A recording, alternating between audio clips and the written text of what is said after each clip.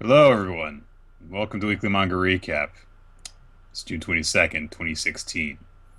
And today, we're going to go and build a time machine so that Nick can go back in time and strangle himself so that more recent past Nick does not have to read the series that we read for this week. Oh, Chris, I was so. Remember how gleefully maniacal I was? How We're naive gonna and read a bad innocent. series this time, Chris. Yeah, Uh, you were pretty stoked about it. well, Um, I got a bad series that's gonna go on my worst list at the end of the year. well, that's good. Yeah, it's nice to have kind of goals and things like that. Before we get into all that, um, I Oh, just please, let's talk about something else. yeah, I just have Hang for 2 hours. I just had a real quick story I wanted to share with you. So I had mentioned last week how I was using Tinder and I didn't get anything. Well, Yes, I've been playing with it a lot more since then. I'm having more luck and things like that. And I've started to actually find the bots. And now they're a lot easier to notice because it's usually like three or four pictures that are all very grain, like pixelated, of an absurdly hot chick with right. no profile description. And if you ever swipe right on them, when you mean you like them, you almost immediately get another one back, and then they immediately message you, and it's like, all right, I know where this is going to go because women usually don't make the first move on Tinder. This is you're just trying to get my credit card information. So generally, I just try to avoid them if it's obvious, or if I just like want to fuck with a bot for some reason. Maybe I'll do that. Just have a bad wacky back and forth, and are like, give me your credit card information and watch me on this illegal webcam site. I'm like, oi, do I have to? Can't you just send me pictures? I'm very cheap about this. What if I give you an Applebee's gift card? Will you show me your boobs, your robot boobs, which I guess I just ram. But I had an interest. It's like when you mess with the what was it, the Santa bot that was up in the early heydays of the internet. Oh yeah, where if like Yeah, you fucked with it long enough, it'd start getting angry at you. and be like, you're being very mean to Santa right now. I'm not going to put up with this." And then So you're like, "Oh, I'm sorry, Santa." Refresh. yeah, you big dumb stupid. So I'm swiping through my matches, and I have one that's very interesting pop up because the picture is Audrey Plaza from Parks and Recreation. Aubrey It's Plaza, yeah. Yeah, it's not someone who looks like her. It's her. It's just her. Clearly from a professional shot, you can see like the text for a movie title beneath her. Like you can't read the title, but you can see that. And the name is Tatiana. It's not Audrey Plaza. It's not like her profile. It says Tatiana. And that, Well, it's not. Well, it's also not Audrey Plaza. yeah, Aubrey. Aubrey. I wasn't sure if it was Aubrey or Audrey, but it says See, Tatiana. see, Chris, if the pro had said Audrey Plaza, I would have saved you a lot of heartbreak right Yeah, there. I'm like, oh man, finally, I'm gonna date a No, movie she star. said her name was Audrey. She's been lying. So I get that pops up, and immediately I'm like, well, this would be a bot, except it has a verified mark, like Twitter has to assure you this is a legit person. I didn't even know they had those On on Tinder. Tinder because anyone could set up a fucking profile. So, out of curiosity, I had to swipe right on it because I'm like, what is this? Swipe right, get a match, immediately get a message. Go in there. The message is, hey man, you smooth as fuck. Why don't you take you and your Tinder date to this new fucking Aubrey Plaza movie coming out this weekend? And I'm like, wait a minute. I got matched with an advertisement for a movie on Tinder. Why is that a thing? I can understand advertising your movie on Tinder. Like if I open it Oh, up, here comes an advertisement, and Tatiana is the name of Aubrey Plaza's character. yes, That terrible looking I'm movie. not telling. I don't want to say the name of the movie because I hate this practice and I don't want to give them food publicity. Right. But I was like, it seems so weird that you wouldn't like. It'd be one thing if you just advertised the movie within Tinder. Like I open it up, it's Right. like, Right. hey, go Right. see this fucking thing. It's that they made a profile for it that shows up on my list. It would be as though if Now you that are, you've tricked you yeah. into seeing our advertisements, won't you go see the movie? Well, it's like it would be like if I were on Facebook and I got a friend request from Game of Thrones, and like out of curiosity, I'm like, well, this is weird. I accept it, and then it just sends me a message like, hey, go check out Game of Thrones this Sunday at 9 o'clock.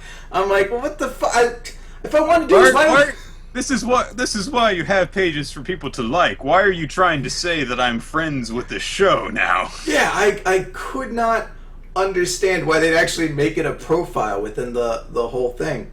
Which brings me to another point. I got in trouble regarding Game of Thrones recently.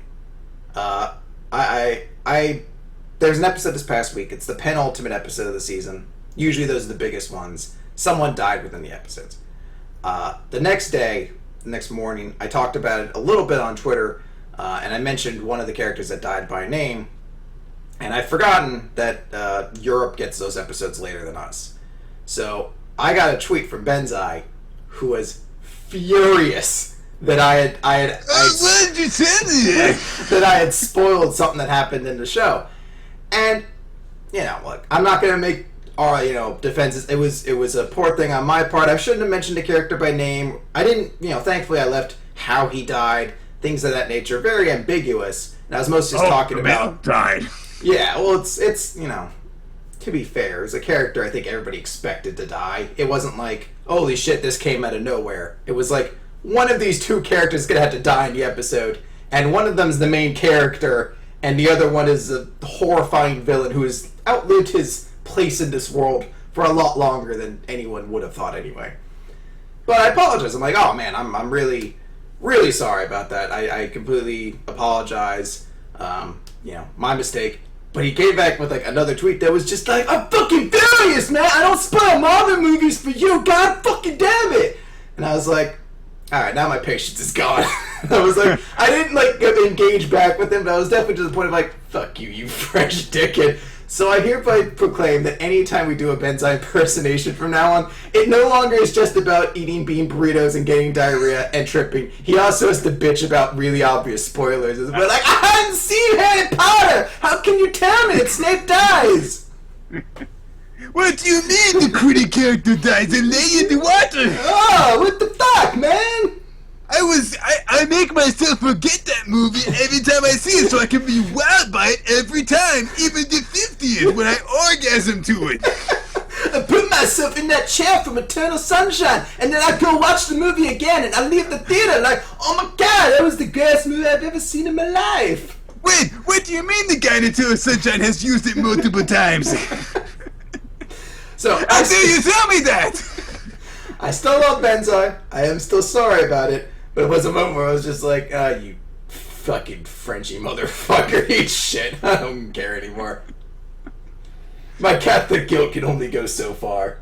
What do you mean he's made the assistant forget? It mean the most obvious character to die on the show does.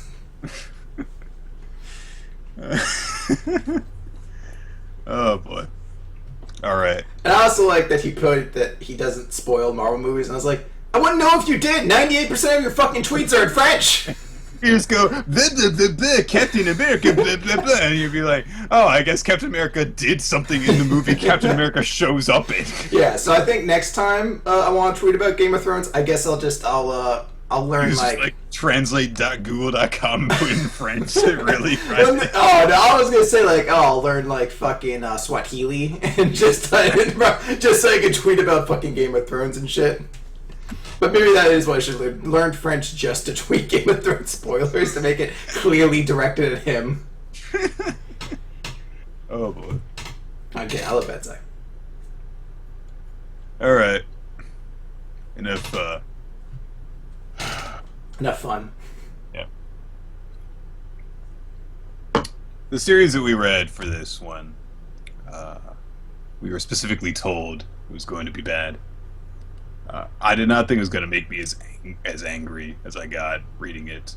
The series is called Kyo Koyo Hajimemasu, which means something along the lines of "Today we start our love" or something like that. I don't know if there's been an official translation. I don't know. It's variations that today love starts, today love begins, etc. Shoujo series, shoujo romance series, about a girl named Hibino and a guy named Kyota but And they're the as same last name. well, as it so happens, Hibino Tsubaki is her first name, and Tsubaki is Kyoto's last name, which makes it even stranger whenever they are both referring to each other as Tsubaki. Um, Hibino is a shy, reserved, old-fashioned girl. They make a lot of notes about how old-fashioned she is. Like, she's got a very outdated sense of fashion. At the start of the series, she doesn't have a cell phone, and this was written in the late 2000s, so very unusual, especially for a Japanese teenager. And she's shy and naive and stupid. She's not like the other girls, Nick. She's not like the other girls. She's not as vapid as they are. She's not bitchy, and she's more concerned with reading and studying and being a good girl. But then a badass, charismatic, intelligent, sensual, handsome man comes along and completely changes her world, turns it upside down. This is a Harlequin romance series. Like, seriously. If ever we needed an example of what is the manga that is closest that you have read that is the closest to being defined as a Harlequin romance, it's this one. It's not as smutty as those can be, but there are times when it can be. So anyway, Hibino is, I guess you could say, she's competitive about her grades sometimes. I don't know. She takes pride in them and gets flustered about not being the best. Because Kyoto is just smarter than her. Kyoto's fucking perfect in some ways, besides being an awful human being. Besides being a big bag of fucking jerk and dump. For some reason, he's flawless in every other way. Oh, except he had stringy hair. Right. He is handsome to the point of beautiful at the start of the series. He is incredibly intelligent. He barely even seems to try at school. He's constantly sitting through class, but he's constantly getting the top grades no matter how much Vino studies. She's always second place to him. And he is charismatic as fucking hell. Literally from the first day in school, because he gives the commencement address for their class, and from I think even before that point, he is the most popular person in school, not just in their year, among their seniors as well. He's a freshman. This is the first time he's set foot in this school, and immediately he's the big man on campus without doing anything, really. He's just fucking beautiful and smart and charismatic, and immediately people are drawn to him. And it's not even like that commencement address earned their favor, because it's a terrible commencement address. He basically gives up halfway through, and he's just I'm too cool for this, and it was like, ah! Yeah, and I can understand all the girls think he's great then, but all the guys are also like, ooh. I want to hang out with that guy. Yeah. I'm not threatened by this at all. I'm not threatened by it because I know I wouldn't have a chance in any competition with him, so thus, it's not even really a reason to be threatened. Why would I even bother trying? I might as well just latch onto him and feed off his greatness. Yeah, whatever women are discarded off of his aura, I can then pick up those ones, because those are clearly the ones I'm worthy for. Eventually, so many just latch onto him that a layer has to occasionally molt off. And then I will pick up their scraps off the ground. Oh, a molted layer of women. It's like the most beautiful metaphor that's ever come out of this series, I'll tell you. So, Hibino ends up sitting next to Kyoto in class, and he makes note of how reserved and old-fashioned she is. There are a couple of times when people in the series where people call her a Showa girl, in reference to the Showa era of Japan, the past historical era. That's how fucking old-fashioned she is. And so, he's playing around with her. He's literally pulling on her braids like a shitty kid with a crush on a girl. I'm trying to... Until she... there's a specific way it happens, too, because he, turns around to ask her something, mm-hmm. and I forget the answer she gives. I guess she just gives him a little bit of attitude, because she already doesn't like him, because he's the one giving the commencement speech. He has, kind of the same name as her, and for some reason she really hates his hair. It's like made a thing that she's like a hair perfectionist or something like that, just because she cuts her little sister's hair. They make a reference. They use occasionally the fact that she styles some people's hair. Yeah, It's that not she. a focal point of the series, but it comes up Yeah, occasionally. but it's honestly the primary thing that's brought up about why she dislikes this guy off the without ever really meeting him. She hates his stringy hair, and I think she gives him attitude. So that's when he starts like pulling on her hair and like the just being a complete shithead. Who of course then they fall in love. So she retaliates to his pulling on her hair by like whipping around with a pair of scissors and just cutting off a few strands of his hair and saying like you're such a jerk or something along those lines. I forget what exactly she says. And so all the people in class are like, she cut Tsubaki-sama's hair. How dare she do such a thing? And Kyoto responds, like refuses to just accept her apology, and he says, "You need to pay me 50,000 yen for my hair. You have to pay me $500 for damaging my perfect hair, even though it wasn't very perfect." And she's like, "I don't have that kind of money. What the hell?" And he says, "Well, then you'll just have to pay me back with your body." A kind of This is chapter 1. Yeah, it's a kind of rapey series at the start. There's a lot of like, you want to do this? Well, you're gonna have to agree to do this thing with me against your will, or I'll just take it. So she agrees, but her interpretation of paying you back with my body is I will do something physically to help you out. And so she does so by cutting his hair and giving him a fashionable short haircut. So And he's like, no, this is not enough. it's such a weird thing. I don't. It's such a creepy moment where he's like, "You'll have to pay me with your body," and you she start starts, seeing her like, take taking her her jacket jacket. off. And for the moment, I was horrified. I was like, "Oh my god, is this going to be like Akisora, where it's just filthy sex all over this?" But then she cuts his hair, and you're like, "Is she an idiot? Like, is she that naive? She doesn't understand what the phrase means, or Apparently she is. She's very naive about a bunch of things. yeah." And of course, this also enchants her to him. Like he's now like, Oh, and now he's perfect looking because he doesn't Yeah. have that alpha hair to go with his amazing face and body and mind.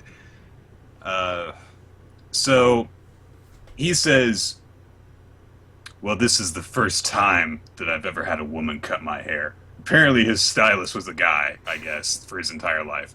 never had a female barber at any point So- in his life. He grabs her and forcefully kisses her. And he says, in retaliation for being the first woman to cut my hair, I'm going to take away all your first times. Again, very rapey and It's- creepy. It's so fucked up. Like, that's his mission. This is like his 100 Deeds of Eddie McDowell, where he's like, I'm just gonna take all of your firsts. That would have been a very different series if that dog just raped that kid in a bunch of ways in order to pay He just back had for to playing steal as a bunch guy. of girls' first kisses. Like, oh. Now, does this get me from going to hell again? It seems like this would get me further to it. Oh god. So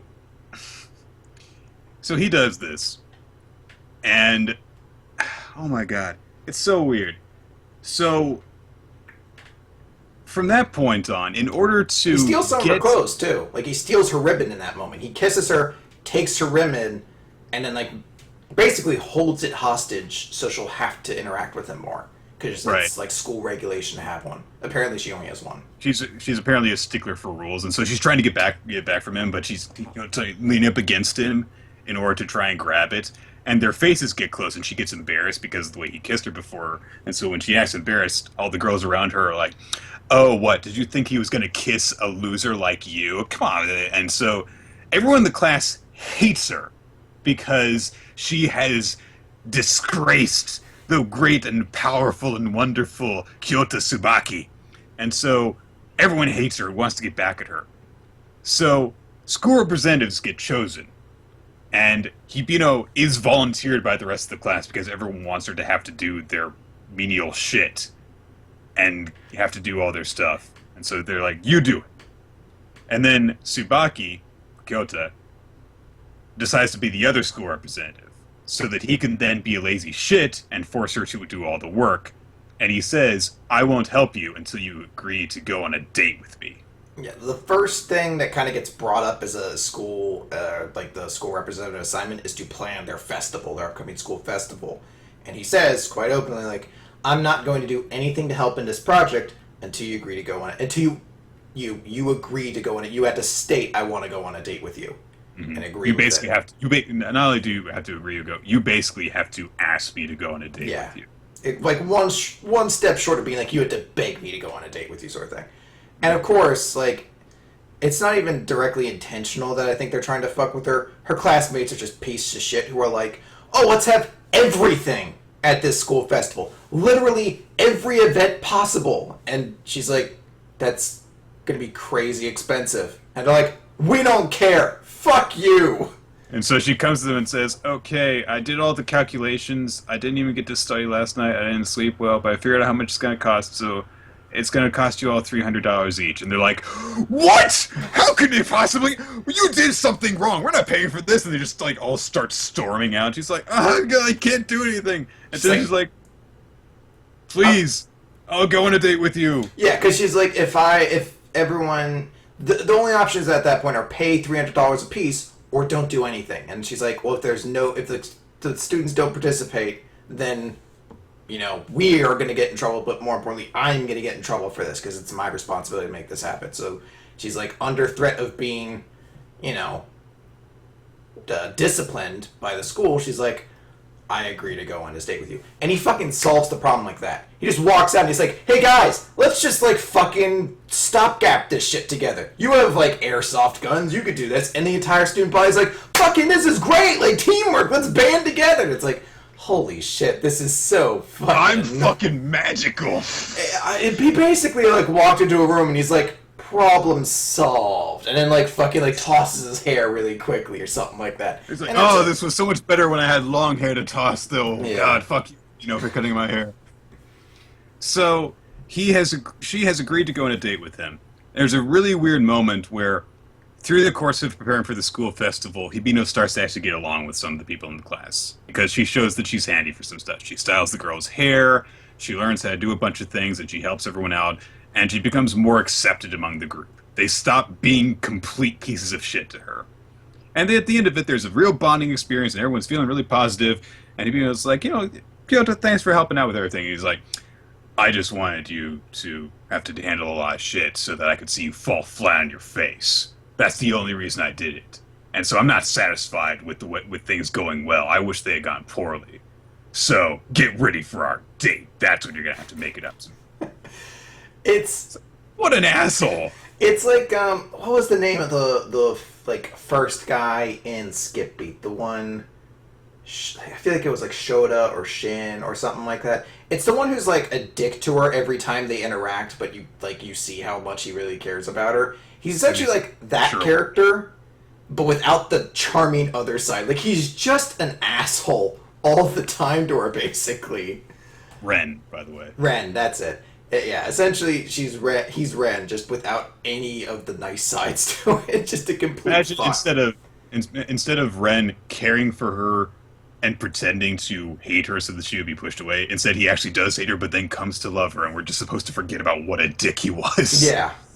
Because, oh man, you're supposed to forget. So, they go on this date. Hibino doesn't want to do it.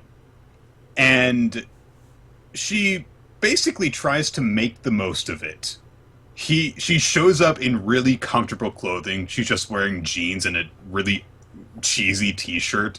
And he's almost repulsed by her. Like, he starts trying to mac on her when they're in the movie theater. And he's just like, God grief, she's wearing such weird stuff. I can't get into this. I can't get into violently groping her tits.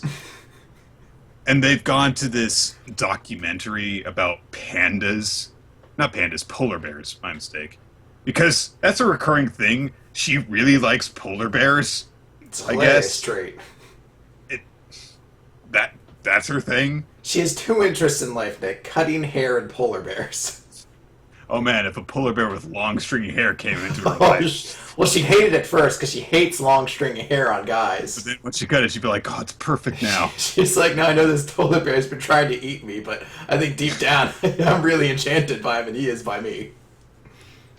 So eventually, he gets fed up with it and just like starts molesting her, and is acting like he's going to rape her. Gets her isolated, pins her down, starts undressing her, and she eventually just decides there's no point in resisting. I'm just going to get really cold and pretend this is all a dream and just get through this. She just completely freezes up and is like, just do what you want and then leave me alone. And he goes, well, this isn't fun anymore, and stops. And after he stops and the day is over, she goes, but when he held me and pressed his lips against mine, I felt my heart beating and my breath getting shallow and my body heating up. And oh, I've fallen in love with him. So, So now let's deal with the drama of like whose family are we gonna spend Christmas with and other couple things. so that's what this series comes down to. I didn't get all the way through this manga. I'll flat out admit. I got a little bit more than a third of the way through it. But this manga just finds a way to keep on coming up with new ways for me to hate it. From the get-go, though, when you start with that premise, there's no salvaging this shit. Literally, he forces himself on her until she likes it. That is literally what happens. There is no splitting hairs with this. He does not actually penetrate her, but he sexually assaults her until she decides she likes it and wants more. And from that point onward, their relationship is basically carrot and stick treatment. He'll try and press her to do things when she doesn't want it, and then when she decides she does want it later on, but he's not in the mood for it, he just rejects her coldly. Even when they actually start dating, he keeps on treating her this way. And every single time that there's a problem, it's her fault somehow. It's not just him telling her this, or her deciding this on her own. Everyone in the series tells her this, that she is mistreating him, that she's not being fair to him, that she is being completely illogical and expecting him to do everything. When really, all she wants, whenever there's a problem, is for him to not fuck her until she's ready for it. Which is not too much for anyone to ask. If you took excerpts from this series and surrounded them in dickish instructional rhetoric, you could package this up for $20 and sell it to alpha male douchebags who are having trouble getting laid. And just tell them, if you just assert yourself, the woman eventually will wilt under your masculinity and your authority, and she'll start to obey you and do whatever you want her to. But occasionally you have to, not just be authoritative, and you have to be able to offer her rewards and also punish her for doing something wrong. And if she starts to get assertive in wanting things, even if she wants the same things as you, you then have to start rejecting her to make sure that she knows you're in control. Yeah, that's the alpha way. It would be so easy to do that. I cannot believe this manga. It is the most sexist manga we have had to read for this show. And that is saying a lot when you consider some of the stuff that we have read. Because we've read series before of like the shoujo variety too, where it's a female lead and then like a douchey jerk protagonist, and he'll act coldly towards her, but they still fall in love. But none of those have ever felt as unnerving as the relationship these two have. Like, none of them have ever shared that same level of just like, wow, he's really a fuck to you, and there's no reason. Like, I could think, what was the maid sama, Kairo no maid sama? It was Right. a similar sort of thing. Like, it was a guy who discovered her secret and kind of held it over her to, like, get them together. That was, like, a same sort of shitty thing, but it was never as, like, violating or creepy as it is in this series. Where, from again, this is the first chapter. He's like, I don't want you to pay for it. You're going to have to pay for my hair that you cut with your body. And then after that, she cuts his hair instead. Then he's like, oh, well, I'm interested in you now. And despite the fact that everyone else in the school at that point hates her, he just loudly proclaims over and over again, like, I'm gonna make you my woman. You're gonna be mine in the future. Like, There's literally a couple of points where people are kind of badgering her because they've heard rumors about them, and they're like, "Oh, are you interested in Kyoto? Or have you really started dating Kyoto? I can't believe that an ugly girl like you would date Kyoto." And he just comes up around and puts his arm really possessively around her, and he says, "This one's my woman now." like, oh. I hated this manga with burning, hot, fiery, passionate hatred. Did I hate this manga? I am disgusted by it. I am offended by it. That, and it's not just a matter of, oh, as a feminist, this offends me. This is not the way that you treat women or whatever. This, I'm sure, is just to appeal to a fetish in terms of there are some who want people to take control and show them that it's that kind of thing where I don't really have confidence in myself. I wish that some perfect guy would just come along and handle everything and whisk me away, and he would be perfect in every way and make up for all my imperfections. We would make mad passionate love, but he would respect me. Yeah. It's just that. And I understand the appeal of that in the same way that I understand the appeal of a guy tripping and falling headfirst into giant tits, pussy, ass, whatever other body part they have a fetish for. And there is an individual girl for every single fetish. I understand. I still hate it, but I understand why it exists. But at least in terms of all of those series with a guy falling face first into a girl's panties, at least the audience that it is meant to cater to, the guy, at least they're made to be buffoons. And at least there is usually an innocence to them. Like, they don't mean to fall head first into pussy. It just happens, and that is why it's acceptable, and they're not put on a list. In this, it's literally about manipulating the audience stand-in, women who are reading this, and saying, this is how you achieve happiness. It's by simply subjecting yourself to the man. Because you'll totally get a perfect guy if you just remain faithful, you keep your head down, you do everything that he says. Stupid. This is the kind of manga you'd expect, I guess, or rather, the person writing it expected like a bunch of teenage girls to be like reading in the bubble bath, fantasizing themselves as Hibiko or whatever her name is, and then being in that situation. But it's portraying one of the most unhealthy kinds of relationships out there. It's a terrible series in basically every way, not just because of that, but there's really nothing redeeming about it. It's not a funny series, and it isn't as though Hibiki herself is like a compelling character. Like, she's kind of flat and boring for the most part of the series.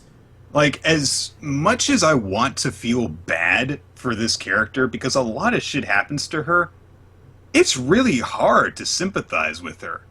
Because she's such a doormat. And everything that is meant to make her appealing, I don't get. Her obsession with polar bears, who cares? Her thing with cutting hair doesn't really have a point to it. She just occasionally has an important haircut scene. And her constant blaming herself for stuff. And then every single time she has doubts about stuff, being belittled about it. Everything that she does is wrong in terms of how people perceive it, or if she comes to a conclusion that they do agree with, then I hate it. Ugh. I can't believe that it's so difficult. It should not be so hard to sympathize with a girl who gets nearly raped as many times as she does. It happens a lot. And it's just kind of passed over. She. Because the later parts of the series are about them being a couple. Mm, Like, I made a joke about it, but it is literally a chapter about spending her first Christmas with him. mm-hmm. Like, it just goes beyond the point of, like, oh, I'm a complete shithead to you, and it's like, I'm going to be a shithead to you in this relationship where we now have to deal with relationship issues. But forget the fact that it was a lot of, like, sexual assault and things like that that got us to this point.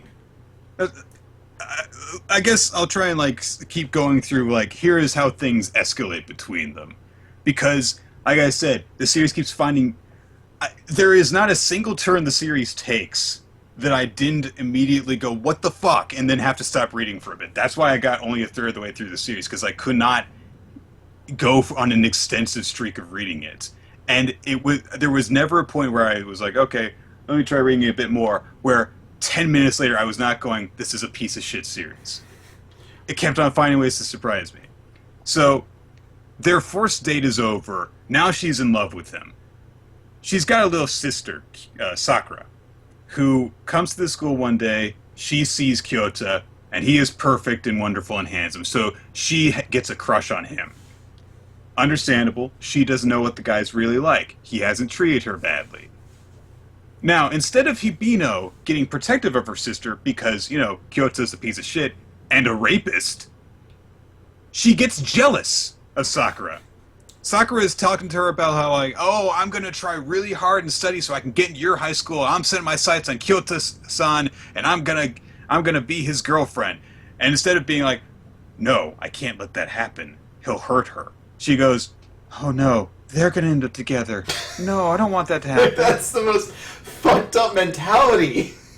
It's there's no that's the thing, like that's I think part of what makes her such like a hard character to get behind is it's like there's not many admirable traits to her either. Like she wants to do well in school, but I feel like a lot of that motivation comes from just like crappy reasoning. Like I feel like there's a scene early on too where she shits on the school in front of her class. Like she mentioned, she's like, I didn't want to come to this school. I had to come to it. Like I didn't place like high enough on my test results or something like that. And the rest of the class is like, then fucking leave. Like don't shit on our school if you're coming here. And also she doesn't appear to have like any ambitions. Yeah. She wants to do well in school, but to what end? We don't know.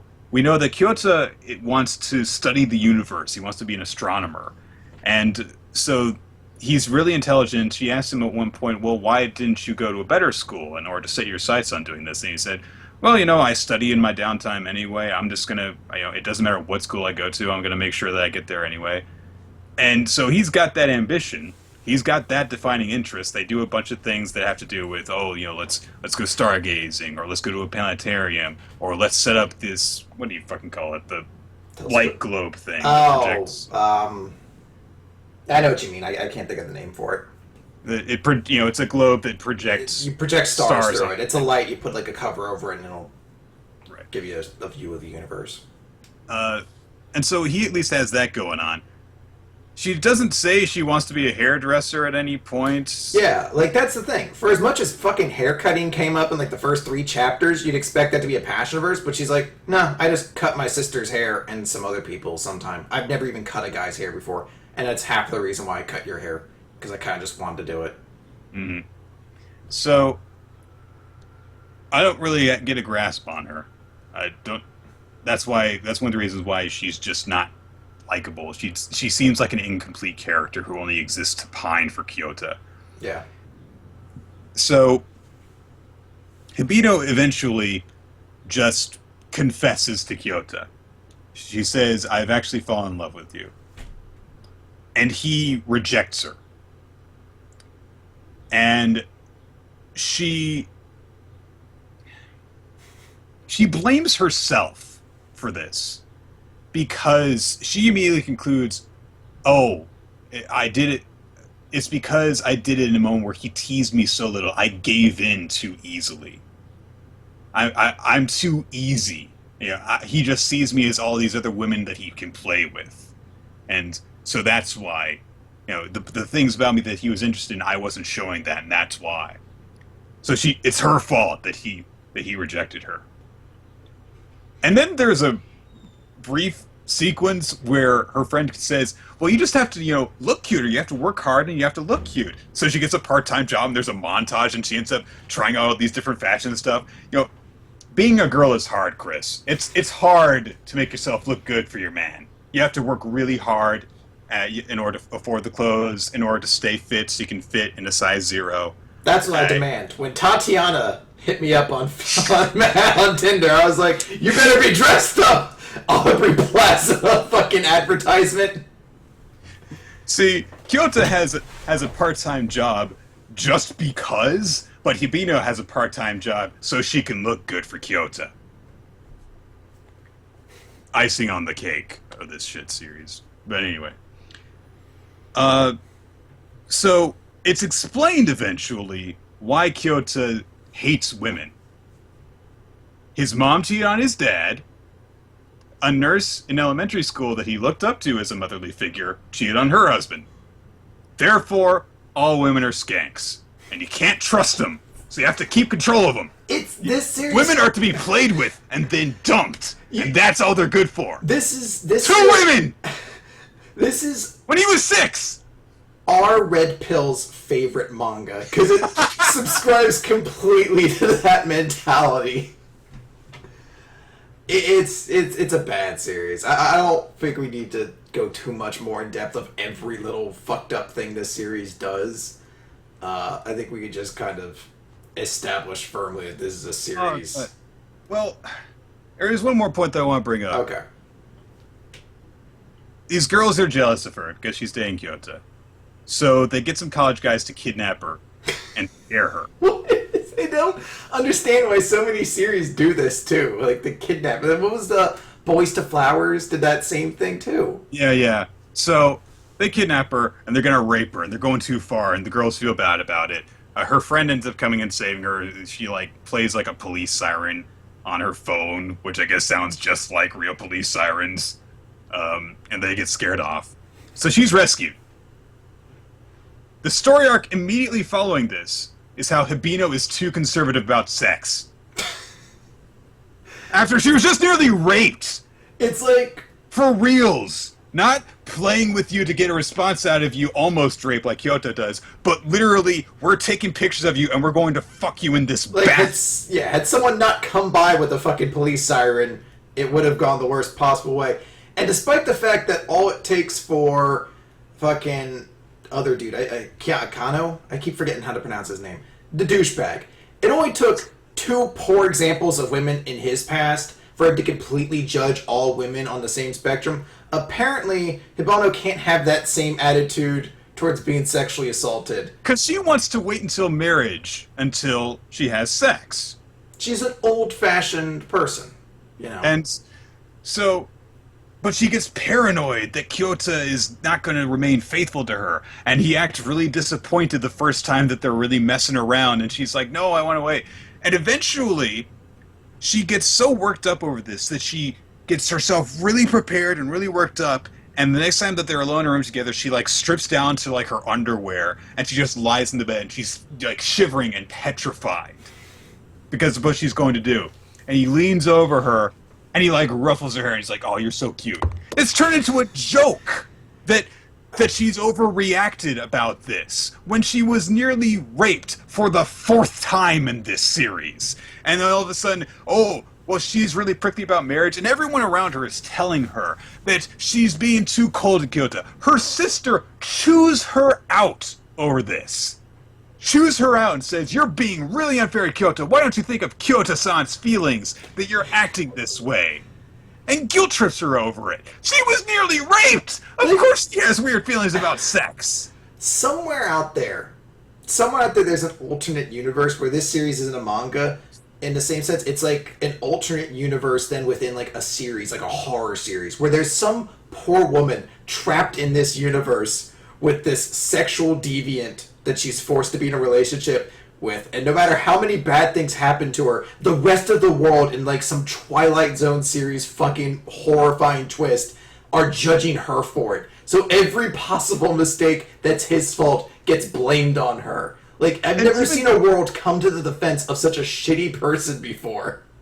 And the thing that really drove it home, like, this was, I think, the final straw for me, was during the course of this, she tries to be the sexually aggressive one, and she tries to get Kyoto to agree to come with her to a dark room so that they can mess around. She decides she wants to go through with it. It's not her place to do that, though. She has to think of what Kyoto wants, and Kyoto wasn't into it. What if he's not ready? He didn't want to do it. So how dare she do that? So, fuck this manga. Fuck the woman who wrote this manga. You're a piece of shit. I fucking hate you, Kanan Minami. I hate you. Like, fuck you for writing this and for selling it to girls who are gonna want this kind of relationship now. Or for guys who want this kind of relationship now. This is terrible. Fuck you. I like to think somewhere out there she's currently listening to the podcast right now, like in a bathrobe, with like sipping tea, reading 50 Shades of Grey, just spitting it out. Like, what? I've been such a big fan of Nick. Well, if the guy wants it, I guess. One of the worst manga I've ever read.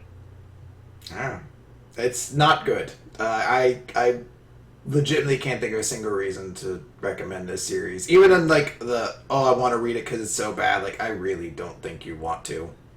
It's painfully. Maybe read the first like 3 chapters because it gives you a very quick impression. That truck gets dropped on the guy and she runs up with the guy who actually treats her right. Yeah. Or a girl who treats her right. Whatever. It could be a fucking robot that treats her right. Happily as a single person. You don't necessarily need another person to make you happy and define your life. You know what? She becomes a career woman after he dies, like he deserves to. Yeah. Yeah. And just replace Hibino with an actual likable character and have a truck run over Kyoto. That's how you make this a good manga. And put explosions in there. Because I need something to entertain me eventually. In order to replace the hatred with excitement. I think we may have found... a fire-breathing ostrich. There's always that joke of, like, still a better love story than Twilight. I think we finally found the exception to that rule. This is the one story that definitely, like, oh, man, I take the Twilight romance way over this. And I realized that somehow she, like, sold off her unborn daughter to be the fucking mate of that werewolf in the one book. That's fucked up. It isn't as fucked up as this series, though. I think, back when we covered the end of Naruto, I was like, well, Twilight was a better romance than this one. But you know what? Sakura and Sasuke, better romance than Kyoto and Hibino. We've got a new low. Fuck it. Man. Akisora had better romance in this series. That one story where the guy bangs 3 women and never bothers to commit to any of them. That was a better romance than this series. Yeah, when what was Nami was the one sister who rapes her brother, then threatens to cut his dick off. Better romance than this one. Far more romantic. At least she never pretended to love him. She was in love with that one girl with big tits. Oh, man. All right. That's it. I'm done. Put the bow on this. Send it away. Never talk about it again until December. All right. Or January. Whatever. Okay. Black Clover. Recap. How did we just slide into the recap after that? That guy has a better romance than this. But Rebecca's not going to be an important character, Nick. Unless you meant that one chapter or two. Yeah, I guess that was pretty romantic. Okay. Page 66, True Form. Last time, Noelle showed up in order to rescue Asta, but we actually don't begin there. Instead, we begin with Gauche, who is fighting against... Okay. And we're recording now. Alright. Sorry about that. Nothing happened. We're going to talk about Black Clover now. There's going to be... There's a potential there's going to be like a really weird video quality difference between that part and this, but we'll see what happens. Don't worry about it, guys. Yeah. Page 66 for Black Clover, True Form. Last time, Asta was struggling against Veto until Noel and Kahano, one of Yeah, those. what you got? The two of them came in to save the day, but we aren't focusing on that. This chapter instead, we jump over to Gauche, whom I think we were wondering about last week, actually. Yeah, I made mention. I was like, I wonder where Gauche is. He's engaged in battle with one of Veto's underlings, and Some it's this dude with guy. wrecking ball magic. Yeah, giant ball and chain swinging around. This is my magic, I guess.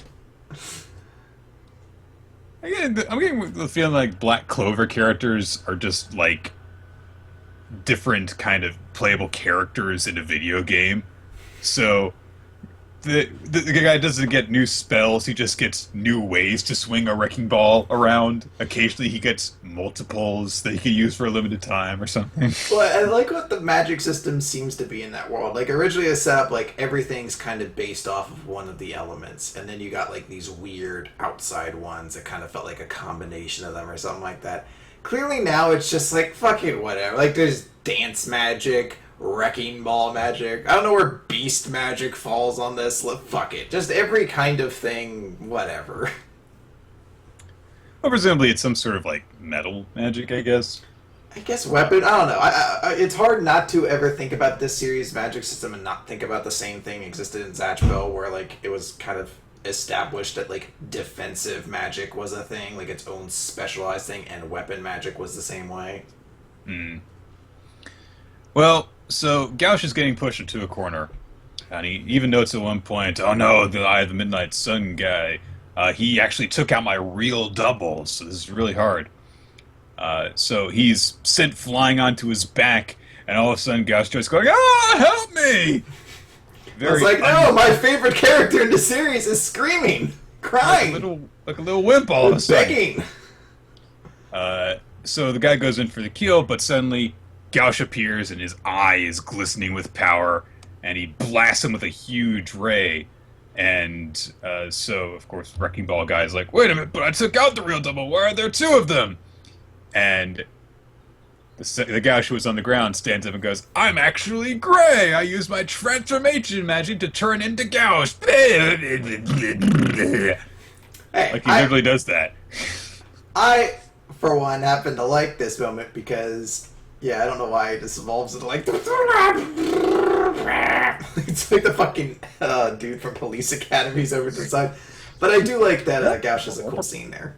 Of him being like, "You're the moron," as he's appeared behind him. I want Gauche to be the protagonist. Also, he steps on Gray's face and is like, "Stop doing weird stuff when you look like me." So they head off, and Gauche is carrying Gray around because Gray claims, "I twisted my ankle in that last fight." Whatever. I just like that he's like, "I'm fine with this, but just change it to someone else so I'm not carrying myself. That's weird." But changing uses magic!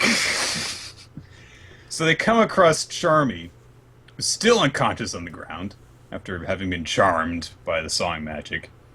And so Guy's like, "Okay, well, she could still be useful, so let's go wake her up." But suddenly they come across a trap! A vine trap! And another member of the Midnight Sun arrives, and starts bragging, "Ah ha ha, I set up a trap here using her as bait, and my spell will drain all of your magic out of you." And he's also caught one of the priests that they were set up against. And so they're kind of screwed, because Gauche can't get to his grimoire. It's been snared by the vines, and so he can't grasp it in order to use it. So he looks over at Gray and is like, "Well, shit, Gray can only use transformation magic." I love his way. He's like, "Great, fucking Charmy's snoozing, and this one can only use transformation magic. They're all useless." It's all on me. I have to do something. He's like on the my zebra own. of this series. But then he starts thinking about Asta, because of course he does, and he's like, "Well, no, we're part of a team. I must remember the lesson, which I actually learned from Asta, so this is an okay use of thoughts on him. Annalisa, if you're listening, I'm okay with this. I'm just frustrated that he, for like the fourth time in this whole sequence, is like, but what would Asta think if I failed? Just You just see like the red sniper dot on your forehead, This start one's to move this, away. this one is the best example so far. So, Gauss thinks of something. He whispers the plan to Gray. And he's like, "Okay." And so Gray sends out a bit of magic, and then and then Gauss goes, "Domehead, somebody's trying to steal your food!" And the Midnight Sun guy looks around and sees this giant, cartoonish hunk of meat behind him.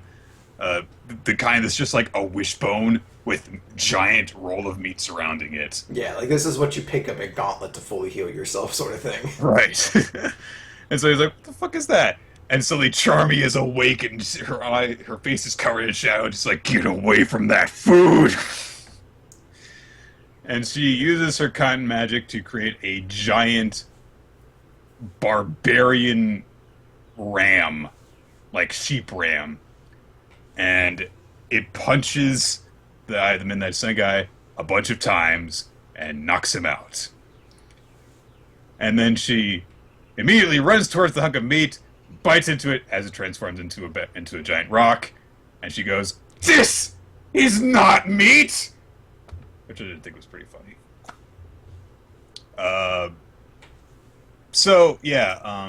They have won, but they're all kind of screwed at this point because Gray just used a bunch of magic as well. And although Gauss notes briefly, is like, I've seen people use magic to transform themselves, but I've never seen someone use magic that transforms other things. That could be really useful. Continuing the Black Bulls are all weirdos, were rejected by everyone, but they all also have hidden depths of power. Good use of that, I think, honestly.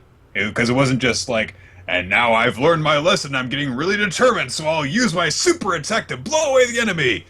Just They're all use a little bit of weirdos. cleverness. Yeah. Use a little bit of cleverness in order to get out of the situation. And then Charmy used her super awful magic in order to... And I mean, by awful, I mean effective and horrible to win. And she's still complaining, like, when she next shows up, "That's not me, Gauss!" Ah!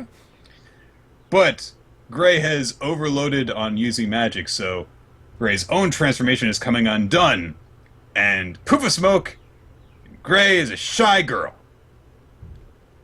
And the author is like, "Yes, another girl I can put in weird cheesecake poses on the front cover next chapter." A lot of people have noted that she is particularly a cutie, Nick. There's a lot of interest in our community about this particular character. Annalisa really digs her, and I guess she looks a lot like our lesbian correspondent Brawla. Oh no. So expect a lot of fan service.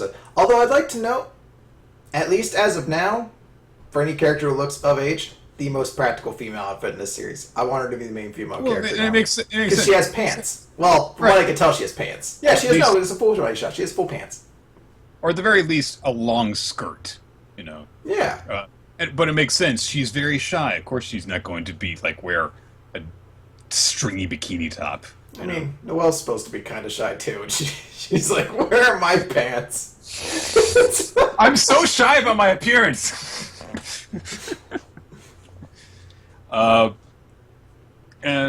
Gray is very embarrassed because her real form has been exposed. And there's a really weird moment where I guess this is Gauch's way of expressing attraction to a woman because he immediately takes out a picture of Marie to stare at instead. I'm not sure, because his joke is always just, "I have a little sister that I'm enamored with. Like, she's the only person I care about." Is it that he's tired? Is it... I think so. He's like... Because he's like, "I will recover my strength by looking at her picture." But the first time I read through this, I literally thought, does he think that Gray is hot, and so he's forgetting his dedication to his sister, so he takes out a picture in order to regain it? It was just the timing of it. But his tiny little bubbledness commentary here, I do think that it's just, "I'm very tired, so I will regain strength with the power of my creepy brotherly love."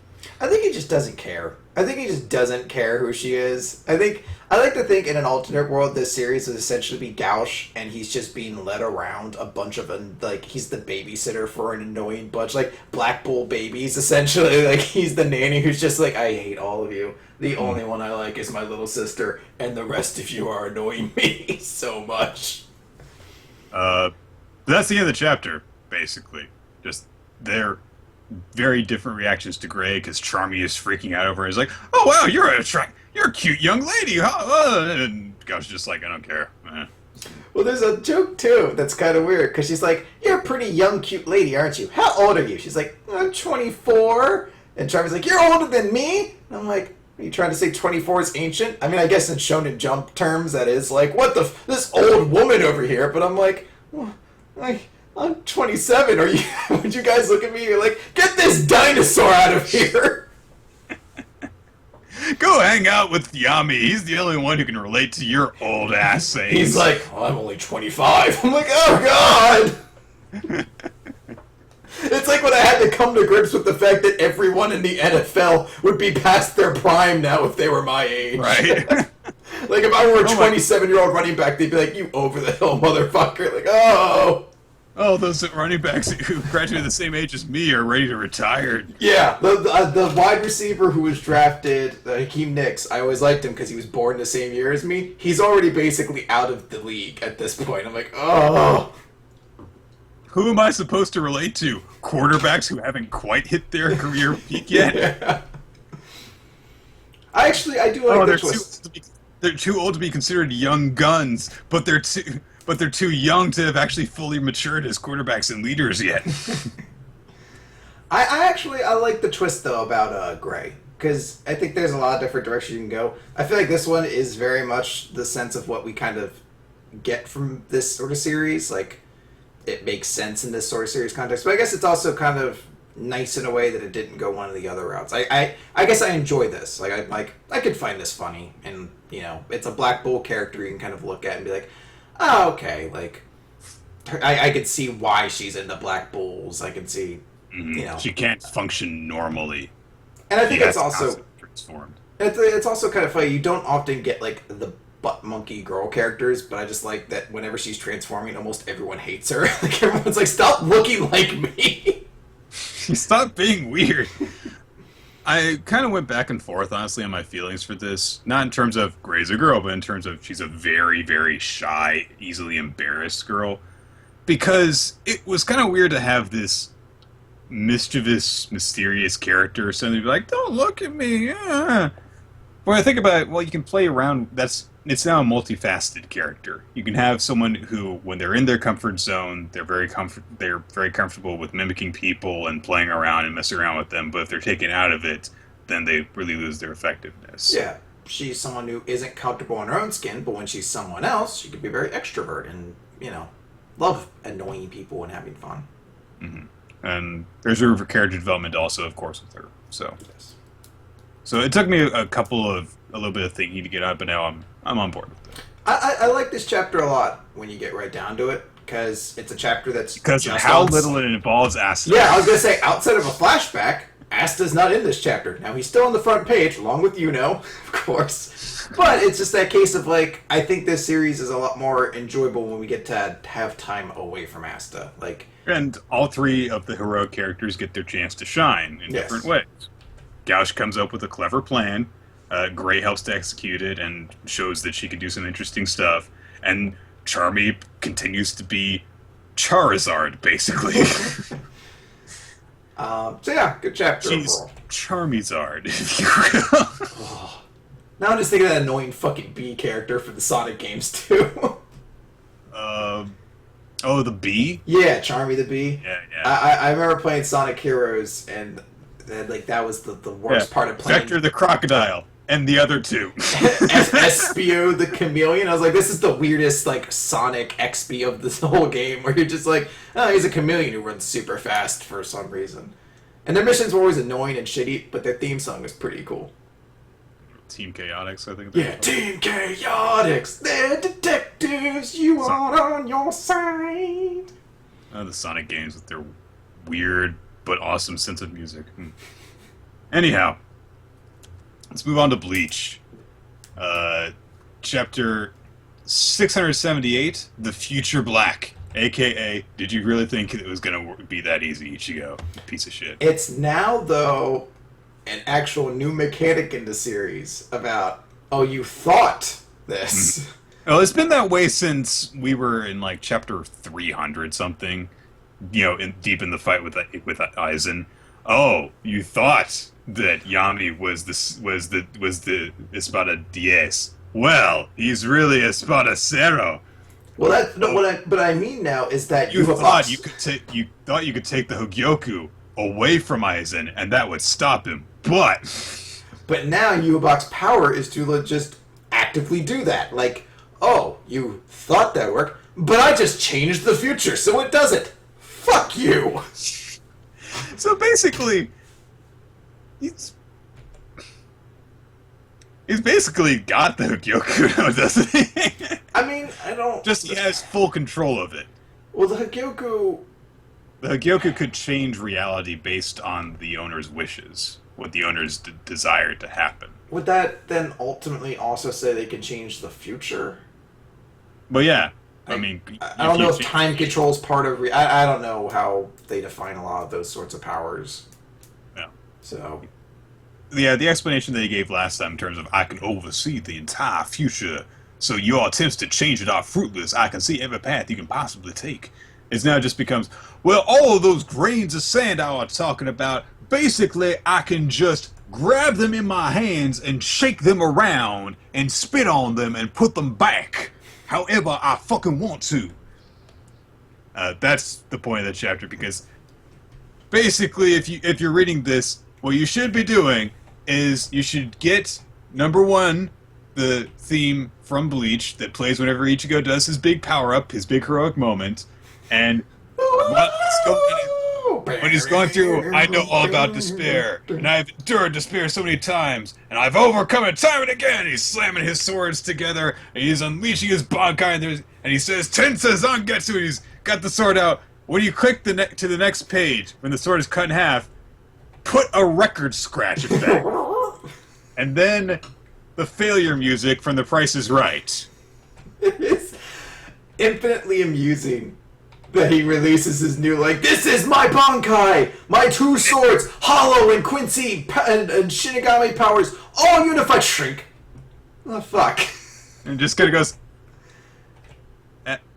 What? What happened? Oh, shit. It's broken. Why is it broken? And Yubok's just like, here it is. And Ichigo's like, what did he do? Did he break it? No, he didn't move from where he was. And Yubok's like, oh, that's a pretty nice Bankai you made there. So I decided to break it. Also, I broke your horn, so you don't look nearly as stupid now. Did you a favor there, boy. Yeah. You're welcome. And he swoops around behind him and just starts beating the shit out of Ichigo, cutting into him. Orihime manages to block him out with their power, but Ichigo gets hurt anyway. And they're like, what's going on? What's going on? And he says, didn't you have any doubts? Could I really plant traps exactly where you would put your foot down simply because I can see the future? It must have crossed your mind already. And you're right, the future can be changed. That's what you said. The Almighty is not the power to see the future. It is the power to alter the future. Now don't you lose hope and despair, Ichigo. So, Yubok's super broken.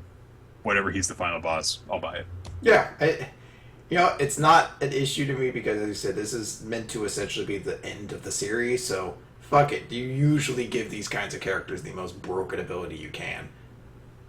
And it's one of those things where I feel like at some point I'm definitely going to have to be like, I feel like you should have been able to avoid that because his power was so awesome. Like, the whole Kaguya acid dimension thing, like that plot hole of their powers, but hey, fair enough. You gotta raise the stakes. It's so hard to make a final villain interesting because you have to give them a power that seems suitably final bossy, and there's nowhere to go from I just do things. Mhm. Whatever I want to happen just happens, and there is whatever excuse for it. Either I can open dimensions to anywhere, or I can counter anything. I have an unblockable defense, or I can see the future and manipulate how I see fit. Completely. It, Uh, it's it all interesting. comes down to execution. Gearbox has some cool speeches. He's got a pretty nice design. So I'm mostly okay with this, but inevitably, this kind of power can just be super boring. So I am fully braced for This could suck. whatever, you know. But it's Bleach, so I'm constantly braced for that anyway. So whenever I see a hint of a positive, I'll try and take advantage of it. Usually I cannot. And I'm sure that it won't be very long until I'll be like, well, this was stupid as usual. So I'm just gonna take this for what it is and say, it was alright, and move on. Yes. To Fairy Tail, which was not alright. Fairy Tail Zero, Chapter 490. So, last time, Irene used her magic and changed the entire continent. Seemingly, it changed the world. And we just heard this kind of cryptic statement that we were going to be entering into something completely different. I mean, this chapter is called Fairy Tail Zero. So, what did her effects do? We start with a flashback to that Fairy Tail spin-off Yuri manga that I didn't read, and now apparently I'm Where they being were- punished for it. Where there was like all sorts of naked bathing and stuff. Yeah. Yeah. Also, her name is Zera, which is very close to Zareth. And Zero, I don't know if it's intentional. I don't care. Yeah. I'm just annoyed because it's essentially like a comic book now. Like, oh, well, you didn't read this tie-in event? Oh, you might be a little lost on this then. I have no idea who the fuck Zera is and why it's important she shows up at the end, but fucking that's on me, I Oh, guess. you didn't- I should you have didn't- read the Fairy Tail spin-off. You didn't read the side series where all the characters are cavemen and the men are defeated by the women because they get boners and are crippled by them? Well, too bad. Yeah, that's I irrelevant have now. a feeling that was not going to get referenced. It's like Kingdom Hearts now, where all the stupid bullshit spin-off games are relevant to the plot somehow. Even the one where you're a fucking computer program reliving the first game. For some reason, that's relevant. Anyway, Mavis wakes up. She's alone inside the guild. She puts on imaginary clothes and then walks upstairs, and Zareth's there. And she's like, She bothers to say to herself, these clothes are merely an illusion, so if someone tries to grope me, it will be naked whatever. yeah, I don't know why she had to Not do her it. clothes. Yeah, just say she put on clothes. I don't care.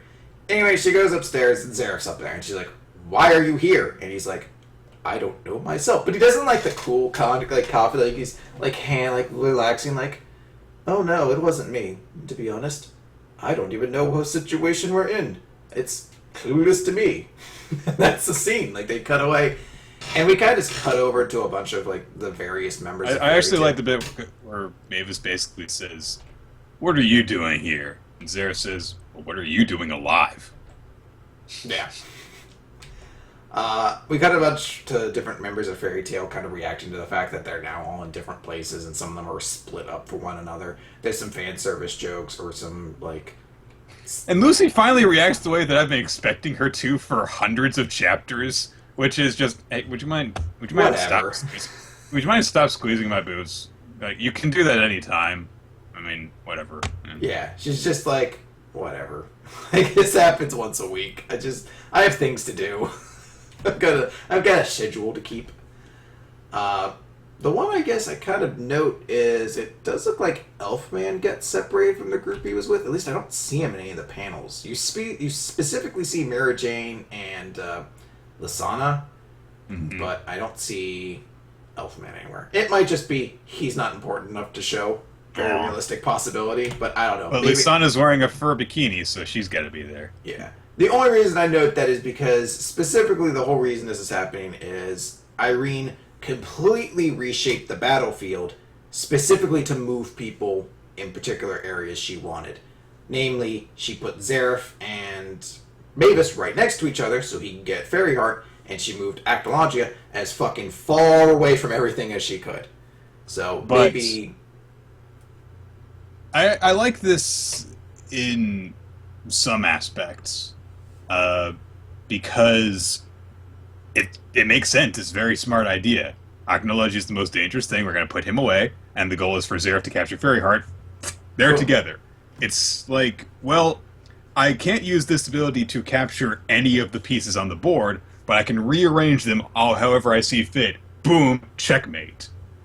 It's very effective, and also there's a couple of side benefits, like it gives some characters a break. August was about to go nuclear and kill everyone, and he and Brand just got separated from Natsu and Lucy and Mest and Happy. Also, Mest isn't with Natsu and Lucy, No one as far knows as where I can Mest tell. is. You don't see Mest anywhere. So maybe he's been teleported into a mountain. Yeah, I was gonna say, I hope it's like Nightcrawler. Let's hold out hope. He just got teleported to a fucking tree and now he's dead.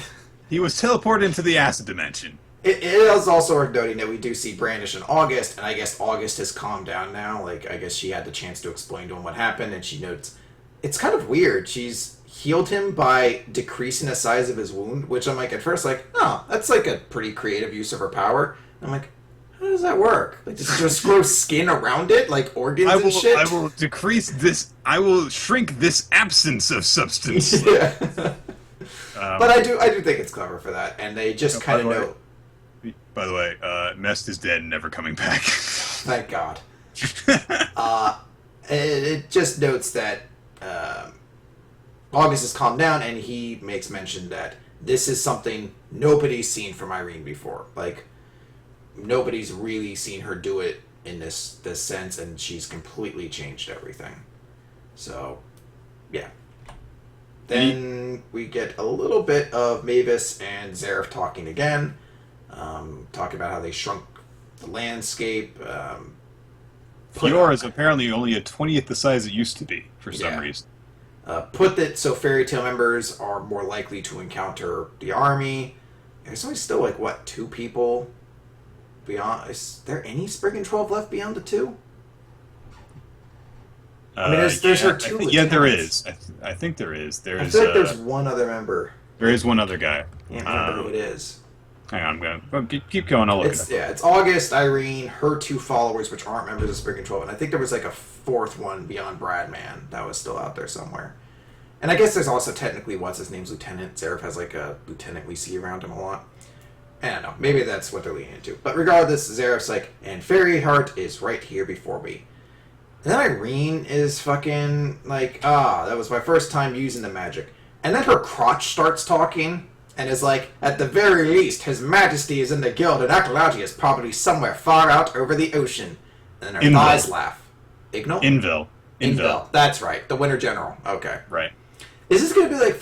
There was a weird fucking winter-themed character in Rave Master who also didn't show up until fucking, like, 100 chapters after it was relevant as well. Like Deep Snow or something like that. He was, like, a member of a group that was, like... The other 5 had been defeated, like, months ago, and then he eventually showed up. You're like, oh yeah, I guess there was, like, a 6th member of this fucking thing. But, I don't know, I just find it so... I get it. She's in fucking nothing, but it's just the fact that this panel literally makes it look like her crotch is talking. Like, the speech bubble is directed at her fucking crotch. Mm-hmm. And she's in the castle, and I feel like I do know these characters. I've just forgotten them. And to be completely honest, I don't care who they are. I don't feel like they're that relevant, regardless of who they are. So, she's at some castle. And they're at some sort of cathedral, Lucy and Natsu are, and they're observing, like, wait a minute, this cathedral is close to Mercurius. What are they? This is impossible, because the land's been shrunk. And then we get to the part of the chapter that Nick is like, why? So, we see a body waking up out of a river, and it's, not Ignal, fucking, Gajeel. There is no way it's not Gajeel with that fucking hair. Yeah, it's Gajeel, and he wakes up, and he's like, but I was dead. What happened? And he sees, like, some kind of shifting mist, and he's like, what are you? Someone else in hell? And he hears something, but he can't make out what it says. So he's like, huh? I'm asking, who are you? And the mist starts to manifest into a woman, and it's Zera, who's like, I'm one of the first fairies. Bum, bum, bum, bum, bum, bum. Dramatic reverb, unless you don't read that fucking spin-off manga, in which case it's because we fucking have nothing to do. Well, and she looks older than she did when she was with Mavis. And kind of fucking sinister, too, to be completely honest. Well, there's no way that a character can narrow eyes like that in a manga and not look sinister. But apparently Gajil's alive? You could say that maybe when the landmass was completely altered, it separated him from the portal of doom. So from the anti-magic particles, or I mean, that's a stupid explanation, but it's not as though Fairy Tail hasn't done this before. It's also possible this is kind of an afterlife. Maybe he is in some maybe kind. He's in purgatory of some kind. Yeah, I mean, she's supposed to be a dead character, so it's very possible he did die of some kind. I don't know. I got my doubts. I mean, it's 100%. From the moment he was in that portal, I was like, well, they're not going to kill him off. He's going to get out of this somehow. This 2 chapters! It's Fairy Tail, Nick. It's a 2 fucking chapters! blistering could have pretended! Look, I take 2 chapters over fucking Wendy's guild suddenly dying as a tragic thing in 1 chapter. I'll take it over Wendy and Sharia preparing for death and then being saved at the end of the chapter they prepared for death in. Yeah, Wendy's like big emotional haircut within the span of 1 chapter when she had her crisis of faith. Which then immediately was grown back. 2 chapters later, and in that same chapter she cut her hair, the problem was made irrelevant, I'm pretty sure. Because she didn't do anything. Yeah. So, it's if it is something like he's stuck in a purgatory and he has to get out of it, I much prefer that over the magic moved him away from death or something, because at least it doesn't feel as bullshitty. Like, it's going to feel bullshitty just from the fact that it's Fairy Tail and it's always saving its characters from any sort of consequence despite constantly throwing them in them. But at least this one's going to feel like it's not going to stink as bad as some of the other ones do, because it's, I guess, something different. And it does show that he died. He just got himself out of it. If that's what happened. If he just got separated from the death portal by the magic, then that's bullshit. And the bad kind. Okay, then. So, this is a fine chapter. I've heard some people were trying to act like it was awful. I don't think this was a bad chapter. I was just incredibly let down by the... See, no, Gajil's still a character. We're not going to separate you from him in any way, shape, or form. I wasn't disappointed, Nick, because I never had faith. If you recall in that chapter, I didn't say it was heartbreaking, because I was like, I know he's coming back. It just depends on when and how. And the when is 2 chapters later. The when was very quick. Alright. Let's move on to Food Wars, Shokugeki no Soma. Chapter 171, Follow Me. Last time, Erina was... Oh, it's a Phil Collins song. It's also a begging for social media. Anyhow, I'm just listening to Phil Collins song, man. Enjoyed Soma's egg dish. Had a flashback. Now heavily associates Soma with something she learned from Joichiro, and so we open this chapter with her. Basically, will you stop? People who listen only to the audio are going to have no idea why I got so upset at you. So Erina is thinking about some of the things that people in favor of Central have said, particularly what Azami has said to her. And, saying, only what I approve of, only what Central creates, only that qualifies as food. Everything else is mere fodder. And Tsukasa is, speaking in favor of Central. And while she's thinking of this, she is also thinking by herself, no, that's wrong. This isn't right. And she thinks, of course, what Soma and Joichiro said, it's not fun if you already know what you're going to get. And she concludes, all chefs and their cooking too, all they want is to be free. This is like the weirdest social status movement ever. So this is the great civil rights campaign of our time, Chris. This is let the chefs cook. This is Shokugeki no Soma's Wall Street. Fucking what was that fucking movement called? Occupy Wall Street. Everyone's gonna wear armbands. It's gonna have like the 99%, but the percentile is like a strip of bacon and 2 eggs.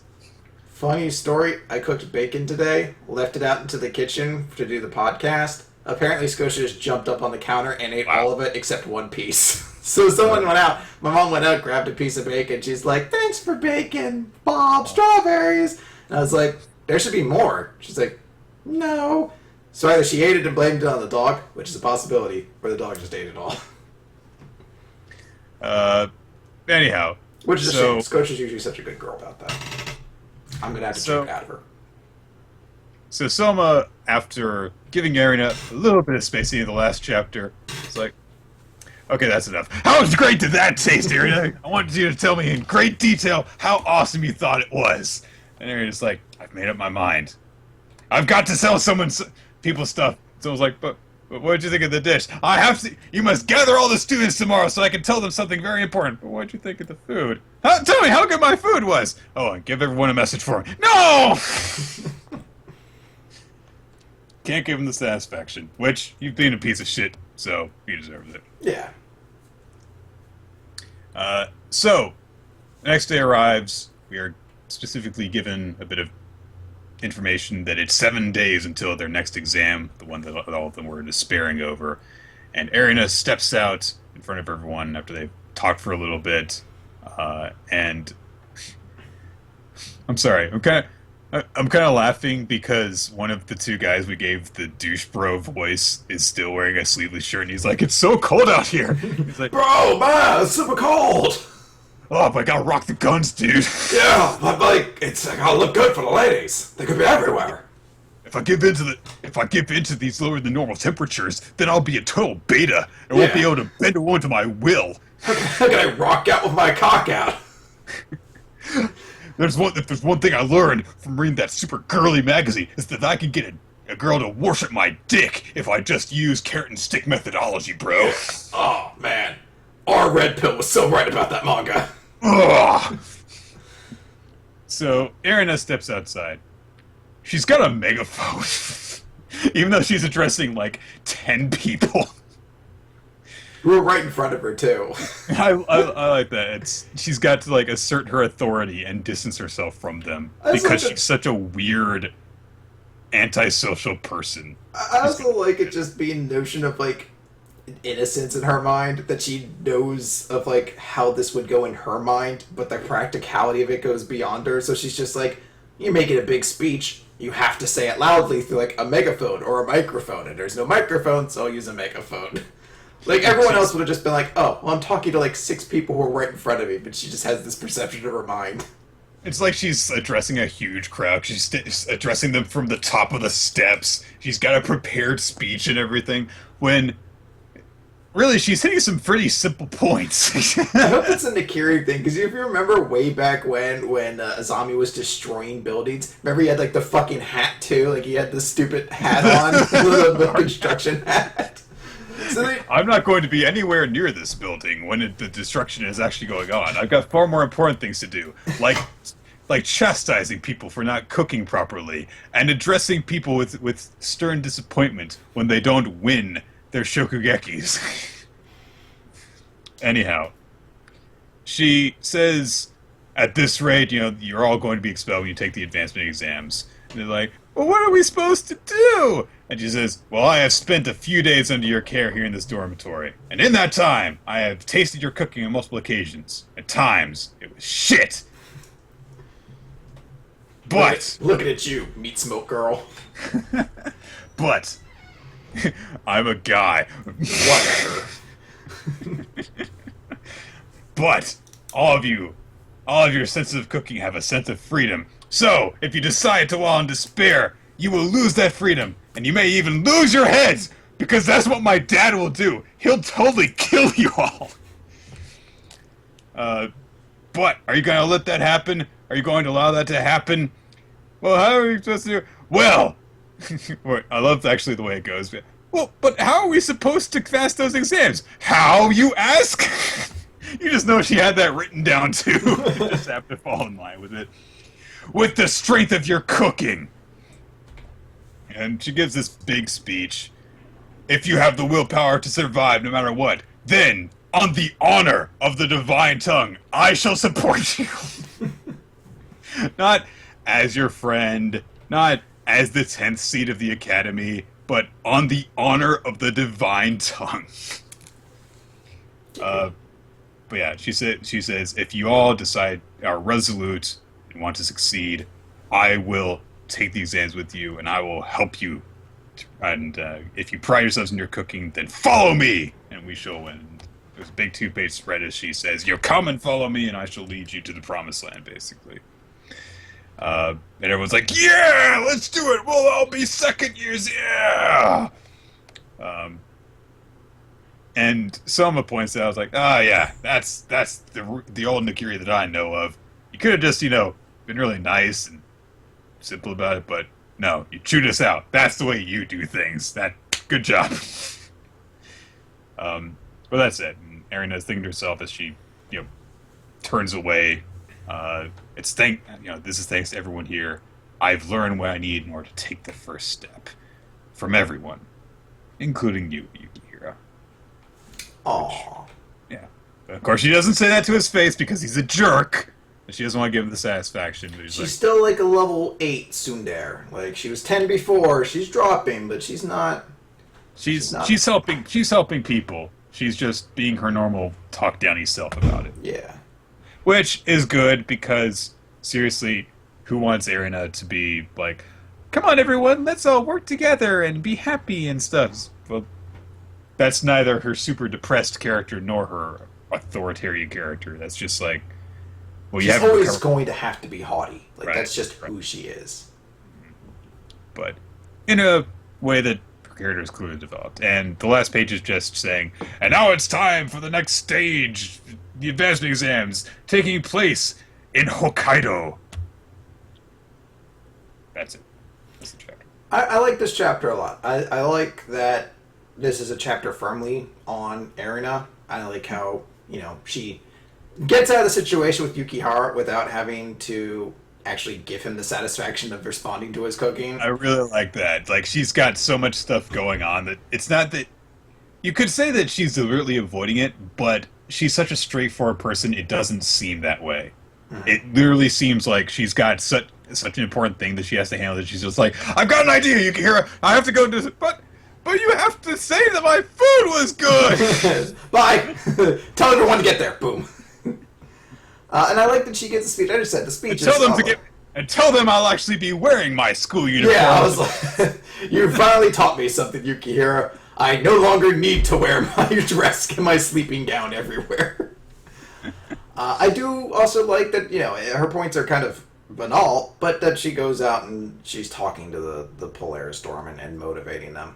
I like just seeing that development. I think it's very good for a character. It's nice to see that she seems to have finally broken free of what her father's control over was. Now, this still could change when he's in the room, and I think that's, good and fine if it still happens that when confronted with it, maybe she loses some of her nerve, and maybe that still has to be worked back up. But at least in this moment, it's nice to see that she's completely changed from before. And the situation, the experience she's had in Polaris Storm over these past few months are certainly clearly have worked towards that as well. So, I think it's a really effective chapter. It's a nice kind of payoff to Erina, and I'm ready to get into this next arc. And hopefully we'll get to a bit more of that feeling from earlier arcs of focusing on a bunch of the people in the dorm. Let's move on to My Hero Academia, number 95. End of the beginning. Beginning of the end. End of the beginning of the end. Beginning of the end of the beginning. End of the beginning of the end of the beginning of the... This series is going to be infuriating at points. All for one, one for all, end of beginning, beginning of end. Like, I hope that doesn't become, the naming scheme of the rest of this. Best of times, worst of times. Oh, I fucking hate worst of times. That guy's a dick.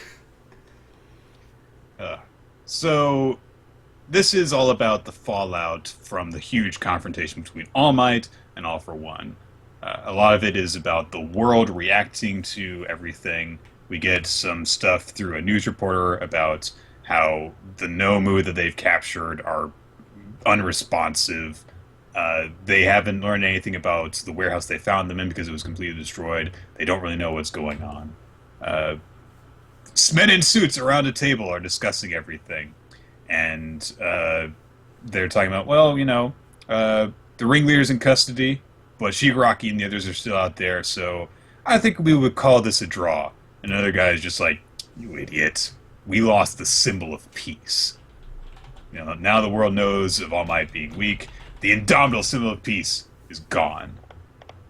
So, just kind of driving that home. And there's a lot of discussion over, okay, well, we don't know a whole lot about Shigaraki. Uh, and also, he's kind of a kid, which makes him actually really dangerous because he's learning as he goes along. So he's going to get more and more dangerous as things go by. And although he doesn't have All for One backing him up, we don't have All Might. We are less equipped to stop him. So, and he's continuing. Every time he's failed, he still seems to get a victory within his defeats. And presumably, he's going to recruit more people after this. Yeah. And now the world has seen how effective a group of random villains who all have the same ideals can be. Mm-hmm. We cut to Toshinori, sorry, in the hospital. He's got Gran Torino and his cop friend looking over him, and he says, "The flame inside me has vanished. The symbol of peace is truly dead. But there's still something I have to do." And they're reacting to what All Might has relayed to them when All for One told him about Tomura being Shimura's grandson. And so the cop is like, well, okay, what about, do we know anything about Shimura's family? Is it possible that he was lying to us? And Gran Torino says, well, Shimura's husband was killed, and in order to keep her grandson as far away from the world of heroes as possible, she put him into foster care. She told me in Toshinori, if anything happens to me, I want you to stay out of the boy's life. But because they separated him from the world of heroes, now he's joined the world of villains. That didn't work. Oopsie poopsie. So Toshinori's like, well, I have to find Shigaraki. I've got to find him. And Gran Torino says, well, what are you going to do? I mean, if you don't treat him as purely a villain, you're not going to be able to make any headway with him. He's a dangerous criminal. It doesn't matter what his lineage is. So Sakaushi and I are going to look for him. You stay at UA. Do what needs to be done. Even if you're no longer the symbol of peace, All Might is still alive and with us. Then we get over to Deku. And Bakugo actually goes off with the police, presumably to be debriefed, while Deku meets up with everyone else that was separated, of course. I like how Ida is still wearing the fake mustache from his disguise. Look, I hope it just stays. Dude. I hope he just keeps the stupid mustache. I decided to grow a mustache. You just got it stuck on your face, didn't you? Yes! The glue is super strong, and my ability to run fast can't get it off. It actually worked against it, drying the glue super fast with extra air. Oh, boy. And it's kind of an awkward parting of ways, because everyone just goes home after that point.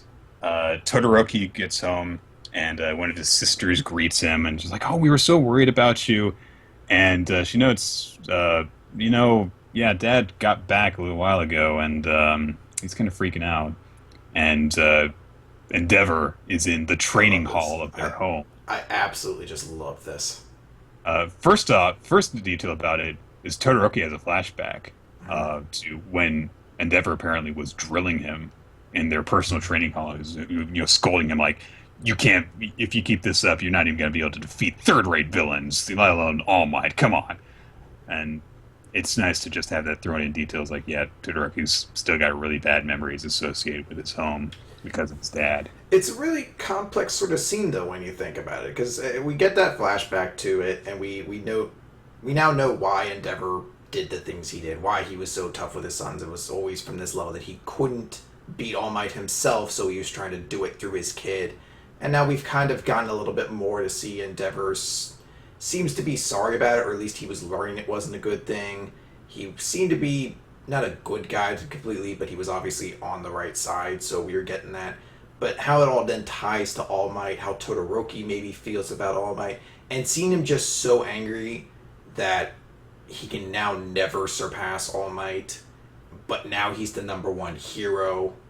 It's just a Yeah. very interesting thing, like just how violent and angry he is, and it's nice to see that this is a development that's happening completely separate from the main cast. Like this doesn't involve Deku in any way, shape, or form, or Bakugo, and it's just nice seeing like there's an interesting relationship here that's just on the side that I think was a really well done touch.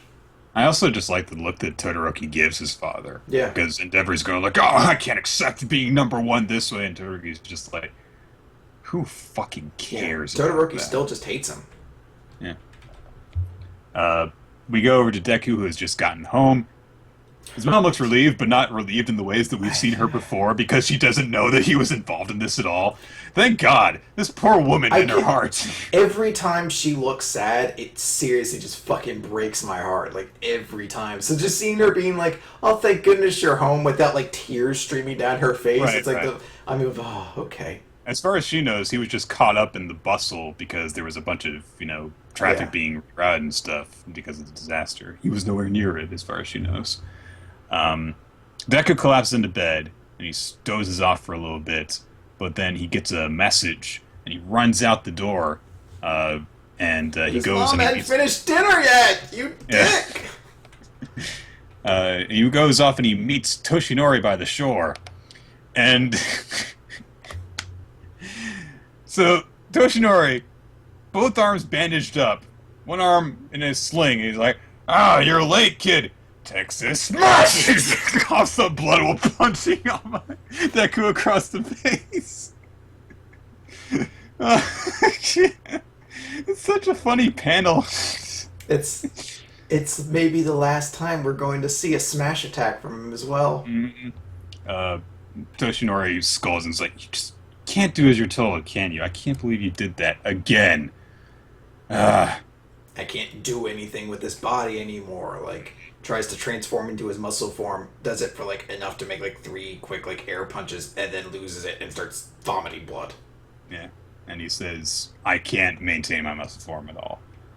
And you still ran headlong into danger. Even though I told you not to, you still went and got beaten up. But this time, you didn't get hurt, and I'm so happy." It's grabs his head, hugs him. It's such a great scene. He's so disappointed and proud of him. Yeah, just like still like you're always going to be like this, but I'm so happy that this time you didn't get hurt. And he says, "This way I can focus on raising you right, and even though I've been reduced to this state, let's do our best." And Deku just starts crying and sobbing, and All Might's just like, "Man, you really don't do as you're told. Didn't I still tell you to stop being a crybaby?" And they just hug while Deku is having an inner monologue that says, "The sting of my cheeks was more than enough for me to realize that the sun had set on the era of All Might. And appropriately enough, this is at night." So, I don't cry, Nick, of course, because I'm a big tough man. So it doesn't happen. But this was enough to get close to it. This is a very like emotional chapter. It's a beautiful chapter. Like just the emotion behind it throughout it's pretty good. Like just great all the way through almost. I'm not crazy about like the group of fucking policemen who I've never met before talking, but you got to get that stuff through. And we get a little bit regarding Shimura and Shigaraki and how that's all gonna kind of play off. But just seeing that stuff with Todoroki and his father, and then this ending is just fantastic. I mean, it's just so much emotion behind it. You really do get the sense of like, oh, this is over. Like, All Might, the hero, is done.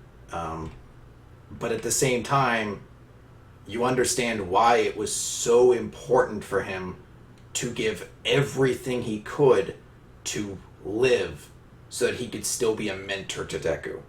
Like, it really drives home how important it was that he didn't fail in that last fight with All For One, that he succeeded, because even though he can't use his powers anymore, Deku still needs a mentor. He still needs someone to guide him. And this is probably the most touching mentor relationship I've seen in a manga in a very long time.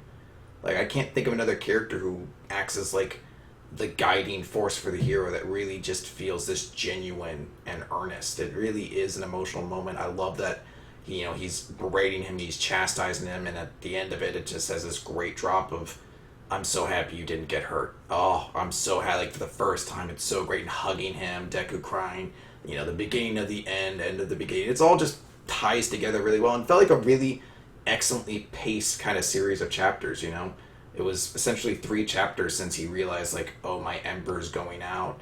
And then, the chapter saying, him making that decision and, the fallout from it. And then this is kind of, as I said, the beginning of the new part where it's him completely without powers and having this relationship with Deku.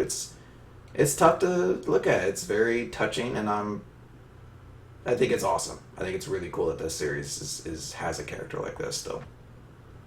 This is a case where it was a much better decision to keep the character alive rather than kill him. Let's move on then.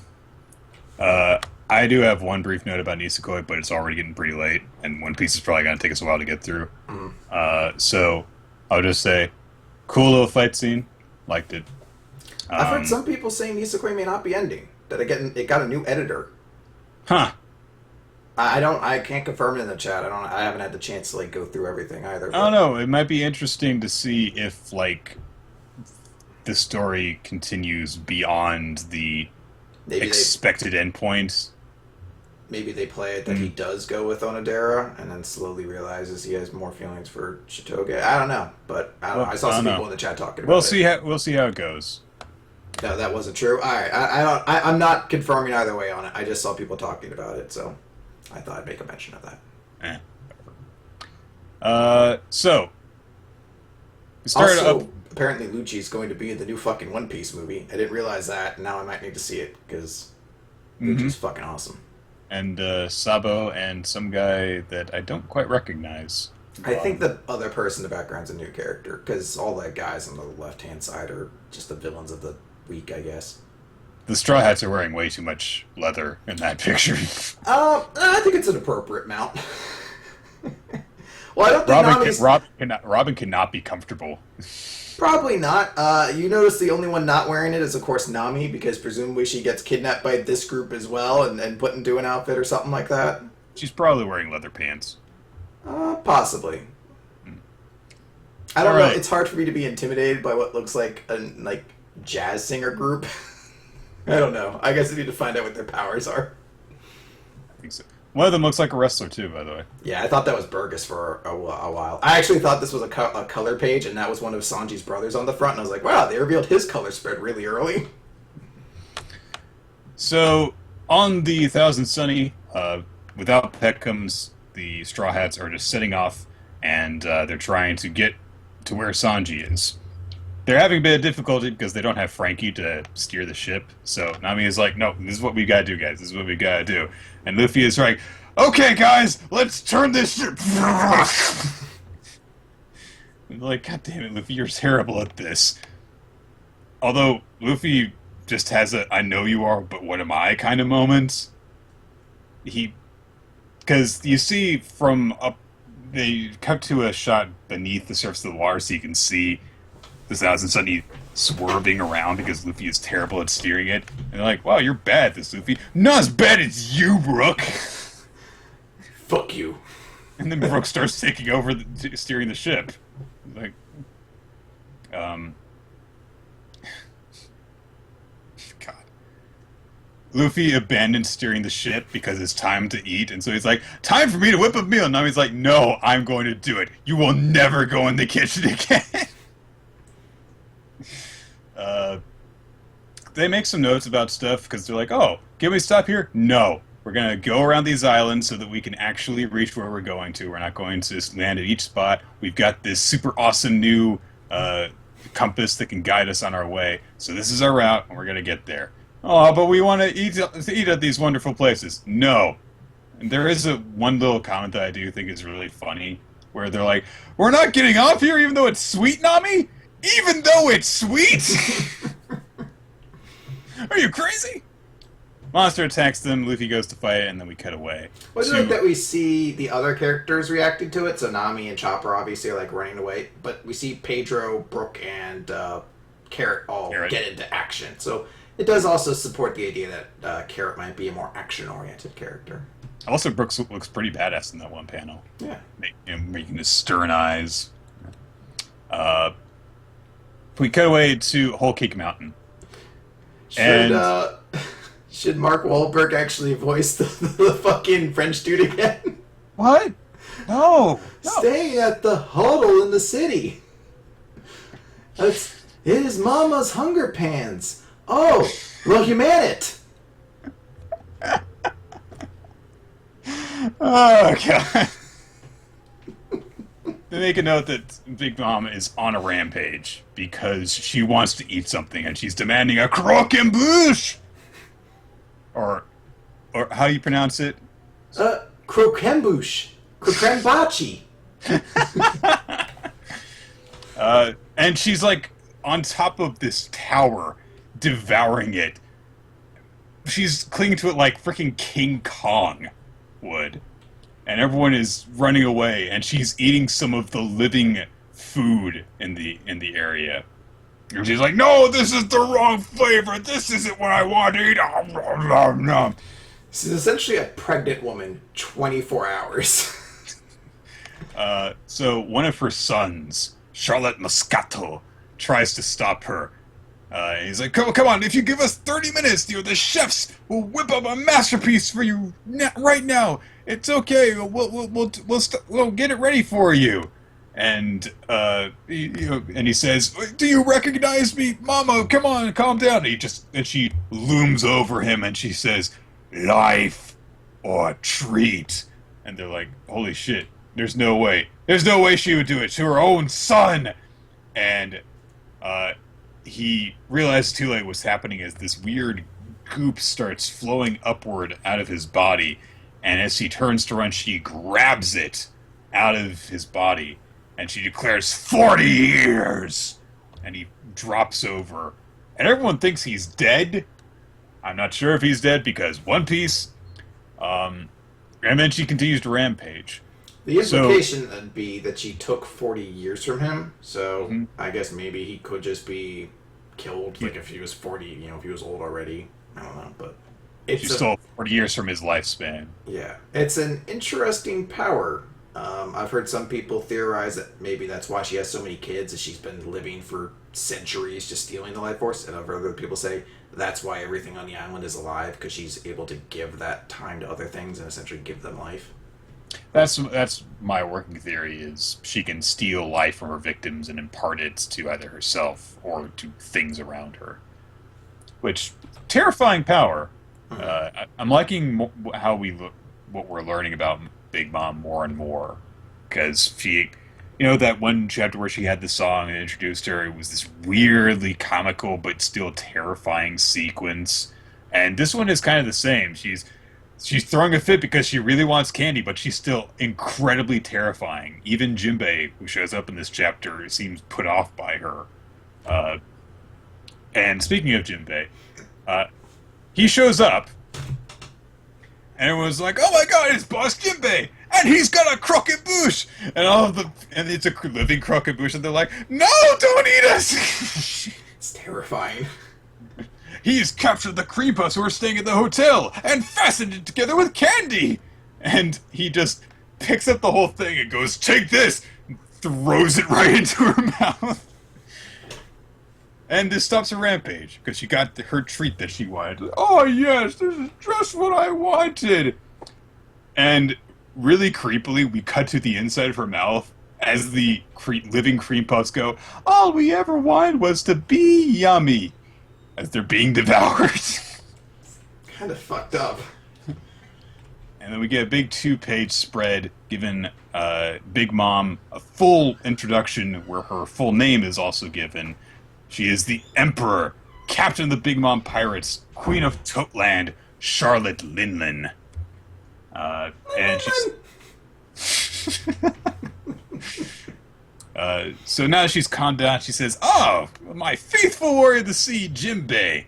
I was impressed with that poneglyph you brought for me, even if I couldn't read it. Ma, ma, ma, ma, ma, ma.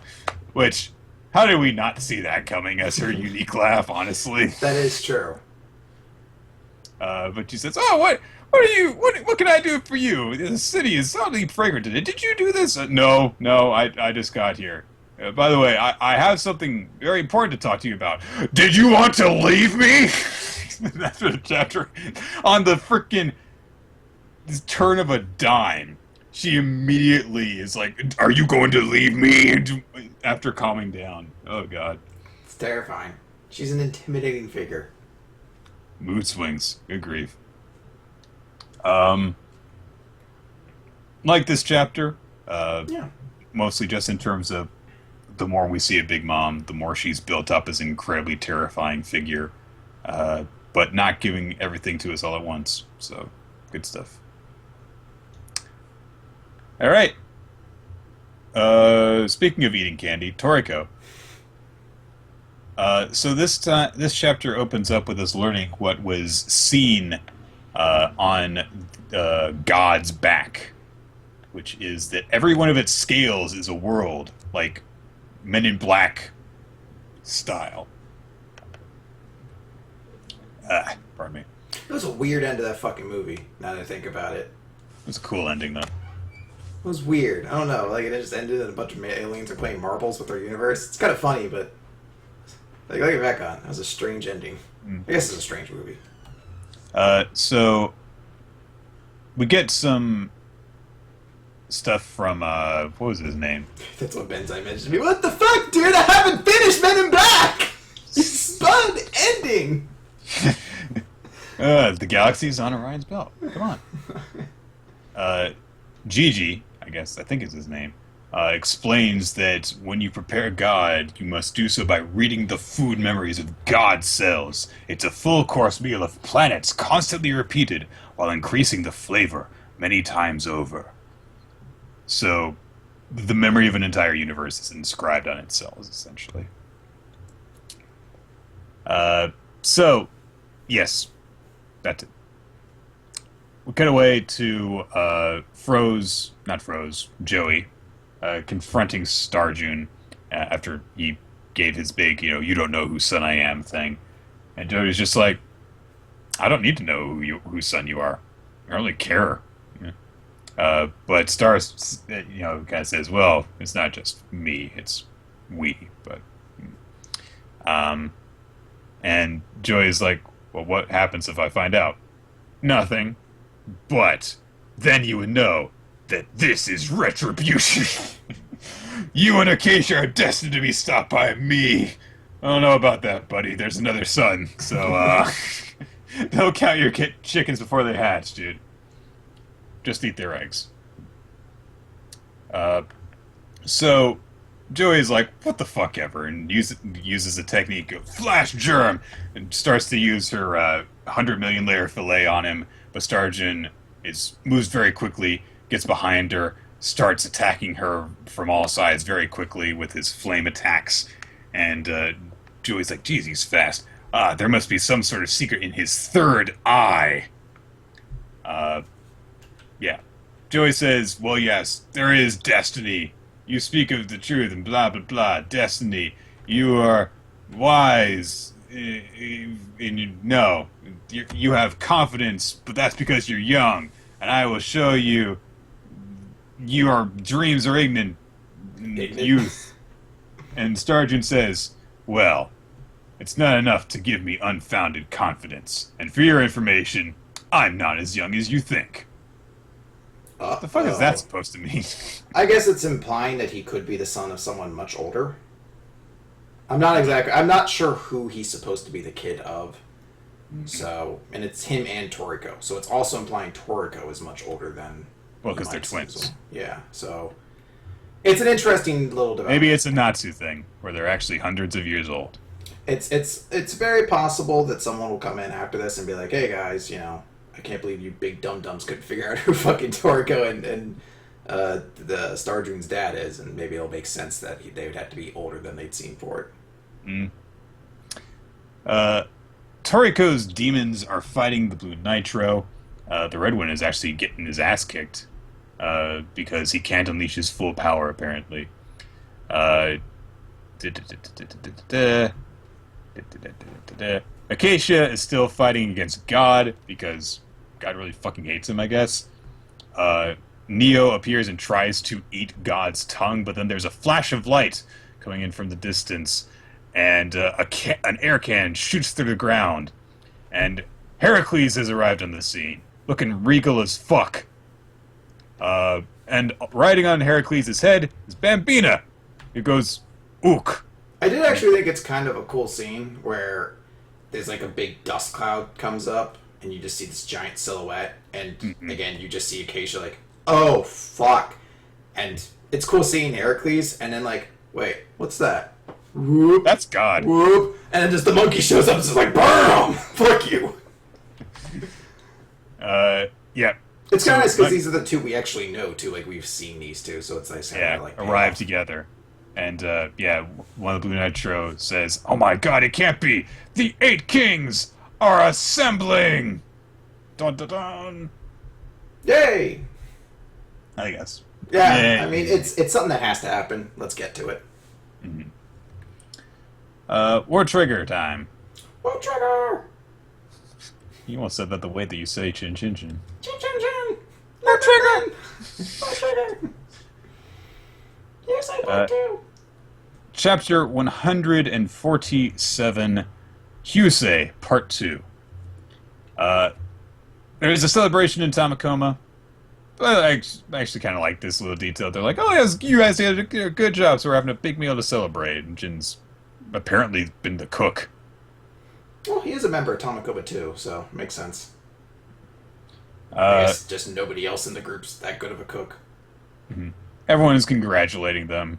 They're like, yeah, you did a really good job. You could qualify to challenge an A rank squad soon, which actually is an interesting note. I always thought they just added new ones, but I guess it makes sense that they replace somebody. So I guess they would have to actually go up against an A rank squad in order to take their place. Yeah. I like the for some reason I really like the detail because they're all sitting around eating, and then Yotaro and Husei and Konami are all at a different table. They're like at a coffee table further away, and Yotaro's standing on the couch while he's eating, and Husei's just like, sit down while you eat. So like that Husei still doesn't know how to use chopsticks, so he like fucking holds like a dragon claw, like oh. It's little details. And Yotaro announces, by the way, Husei wants to join your squad. And everyone in Tamakoma 2 is like, And Kami says, wait, why? And then she goes, well, just a while ago, weren't you saying, it's 100% impossible. Not much. I love the dedication. And then Osama's just thinking to himself, you were the one who said that. I do love the little, just like, I will put my hoodie up because this is what Husei does. I mean, he is. He never takes it off. And Yotaro's like, well, don't bother Husei about the reasons. Backing up his buddy. And Husei says, well, look, I made a deal with Jin, so if you guys help me get back to Tokutor, I'll help you out. And Konami says, well, but he was one of the guys who was trying to capture Chika. He's dangerous. And Husei is like, well, the situation has changed. And my priority, God damn it, is to get back to my home country, so I don't care about that stuff. I like how ineloquent he seems in these moments. Like, he's supposed to be such a dignified, like, awesome person, but just when you see him, he's just like, yeah.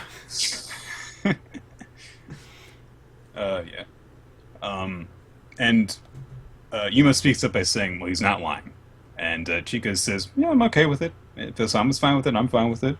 Because Yuma and Jin think he's okay, so...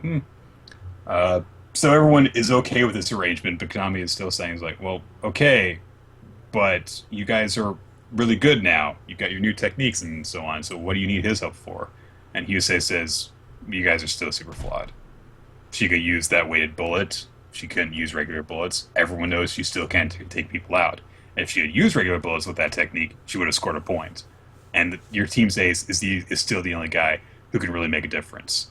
If he goes down, your team is still in danger. That's not going to change. If Kakizaki had taken him out earlier on, the battle would have ended differently. So no matter how much better you've gotten, you've still only got one ace that you can rely on. So I'll be your second ace. And hearing him explain things, now we have more explanation of why things went down the way that they did. Why did Yuma suffer that wound only to be okay afterwards? Is so that he could make this point about why they actually need him to help out. Good stuff. Mm-hmm. So yeah, and he says, if I'm with you, you guys will be more than a match for anyone you go up against. And Osamu's thinking like, well, he's got great combat experience. If he joins us, that would probably work. But he's got horns. They're gonna know he's a neighbor. What should we do? And Shiori's just like, I'll just give him a hornless Tryon body. Yeah, I like that was like a big concern. It was like, I mean, it's simple. I'll just make the Tryon body not have horns. No one really saw him, so. And no one really knows who he is because the only people who have seen him were, a few agents who saw him from a distance. Jin's the only one who fought him up close, so no big deal. So they're like, okay, well, but what if they find out, a foreigner's joined the squad? Well, one of our engineers has a foreign-looking face, so we can say they're related. What a weird line from Jin. Well, it makes sense because they explain it right afterwards what they mean by foreign. They say, yeah, Mikhail Cronin, he's got Canadian status. What do you mean? He's a neighbor. Oh! That's a really interesting thing. I mean, we already knew that this was sort of not an unprecedented thing, and that Tamakoma 2 had sort of a status as having the ability to work with neighbors before. But I just found it kind of interesting that they have an engineer, because we don't see a whole lot of engineers. It's kind of cool to be like, oh, he's out there, and it's like, oh, it's kind of cool. Like, there's still parts of Tamakoma 2 we haven't met yet, and that could still be relevant and like interesting characters. So. I also like the contrasting reactions because someone's like, there's a neighbor who works for Border, and he was like, oh, so I wasn't the first one. Just nonchalant about it. He's like, oh, okay. He's like, oh, I'm not special. But Jim points out the big problem, and Osamu realizes at the same time, is the higher-ups have to accept this, because they do know about Hyusei. So Osamu says, okay, well, I'm the captain. I'll take care of this. If Hyusei cooperates, then we might be able to pull it off. And Hyusei says, well, hang on a second. Fuck that. I'm not going to give away any info in my home country. And they're like, what the fuck? Didn't you say you were going to join it? Yeah, but no. On my terms. No, I'm not going to do this. And even Yuma's like, Border already has the info they want. We got all this stuff from Enidora's horns, so why are you being so stubborn about this? Why don't you just, work to get along with us? And Hyusei says, well, you already know this, because I told you, but I have sworn allegiance to my lord. And going along with what Osamu heard from Enidora, he says, I don't care what you stand to gain, what I stand to lose. If I dishonor myself by the time that I face my lord, then I can't allow for that.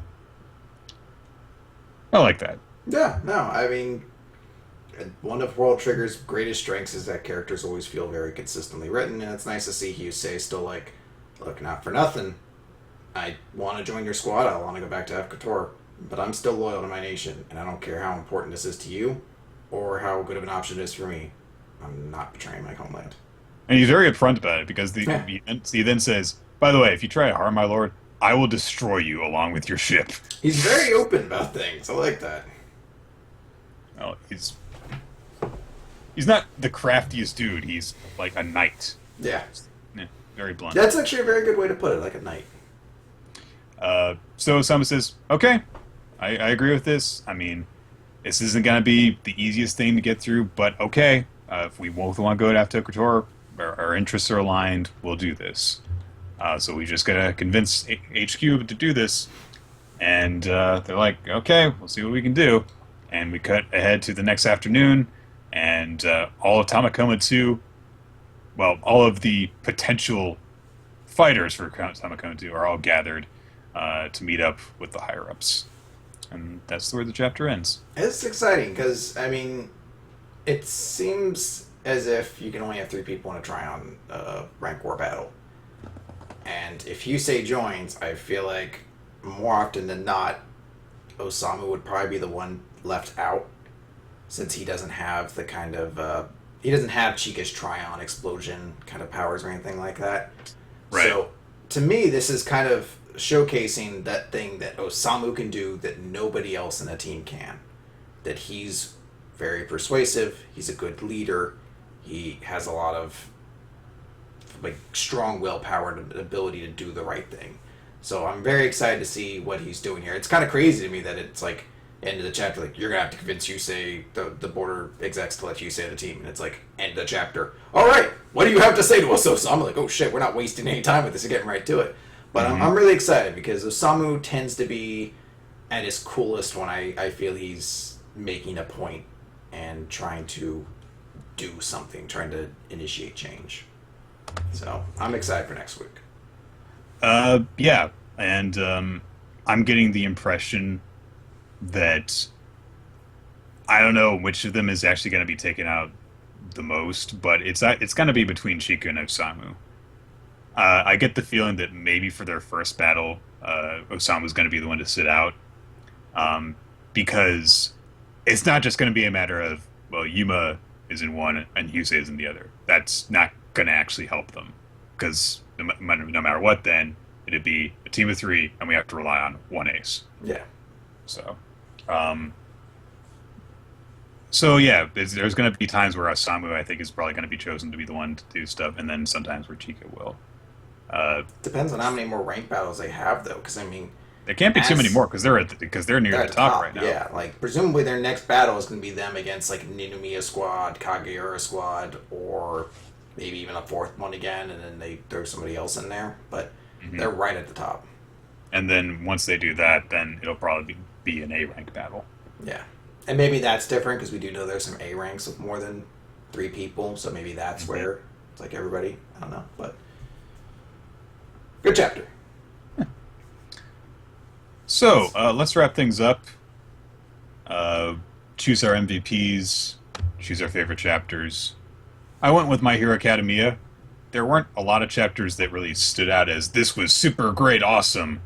My Hero Academia got the most emotional reaction out of me, I think. And even that, like, by no means am I saying, well, this wasn't very good. But in comparison to the incredible highs during the actual fight between All Might and All for One, this was not, like, one of my favorite recent chapters of My Hero Academia. We didn't have, like, any bad chapters this week, I don't think. No, I don't think really anything was bad. But not a whole lot really stood out as incredibly memorable. No, I completely agree with you on that. I also picked My Hero Academia. To me, though, it was legitimately a very strong chapter. I just enjoyed every part of it. I thought it was a really good way to kind of end that All Might trilogy of things and put an end to his era. It really does feel significant. And I also just really love the touch of Todoroki and Endeavor's relationship and showing how both of them are affected by this. It's a very powerful chapter, so I absolutely would give it to that. I'm not sure who my weekly MVP is, honestly. I'll go with mine then. I'll start with mine. I'm giving it to Erina. I think it's really, really important. It's really, really great that she finally has developed. She's breaking away from her father's control, and it's a very believable thing. It's really good to see her kind of showing that effort towards the rest of the people in her group or in the Polaris Storm, and it's just nice to see her in a different state after seeing her for months and months on end, constantly kind of depressed and solemn, like seeing that reinvigorated character. And that's the kind of character who I think fits the secondary protagonist role in this series best. So I give it to her. I'm going to give it to Big Mom from One Piece. Comes off as a very intimidating villain. That's really about it. She dominates the chapter that she's in, and we learn about her power, which is terrifying. We learn about her attitude, which is terrifying and unstable. And that's really all you really need. Dig it. Okay. Well, thank you everyone for joining us for Weekly Manga Recap. We tend to record the show Wednesdays, 7 p.m. Eastern Standard Time, though sometimes we do need to change it up. Be sure to follow us on social media so you can stay updated on that stuff. On Twitter, he's at RulerT, I'm at Ruler of Time, and we are at WMR Podcast. Be sure to check out our past episodes on weeklymangarecap.podbean.com and subscribe to us on iTunes and on YouTube. And make sure, if you do check us out on iTunes, leave a comment or rating to help out the algorithm. Thank you. It would be much appreciated. Beat the word workers. Be sure to send us questions to ask for our Q&A episodes and suggest manga for us to read via email to weeklymangarecap@yahoo.com. Special thanks go out to our Patreon supporters. You can support the show at patreon.com/weeklymangarecap. Your support allows us to create bonus content for you guys to enjoy. And, of course, special thanks also go to the people who help us with the show, Steve Man and Vince Planet. Also, a special thank you to Katie Gunn, who is our newest patron. It is much appreciated. Thank you very much. Just a bump. Chris, what are we going to be reading next? All right, so I kind of settled on this one before we did the last one, and I want to stick to it despite the fact that it was a bad series you read. This one might be along the same lines of Akisora, where we might be playing with something a little bit risque. The series is called, let me open up the email for it here. This is called Marcialago. This is sent to us over by Brala, our lesbian consultant. She's been saying us a whole bunch of Yuri manga, and I figure it's finally time to read one. However, she notes this one is, quote, extremely trashy and horrible. It has apparently a lot of gore in it and smut. The main character is a psycho lesbian, but she says it's so, like, entertaining within that craziness. So this could go either way. This could be like an awful series we love because it's so batshit insane, or we might just get another really bad series. I don't know. But I think we are...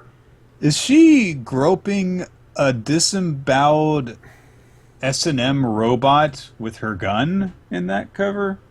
Maybe. I think we're going to be looks like she is. We're going to be in for a treat. That's all that's important. So that's what we're taking a look at next time. Look, we haven't done a Yuri manga yet. I thought it'd be fun to do one.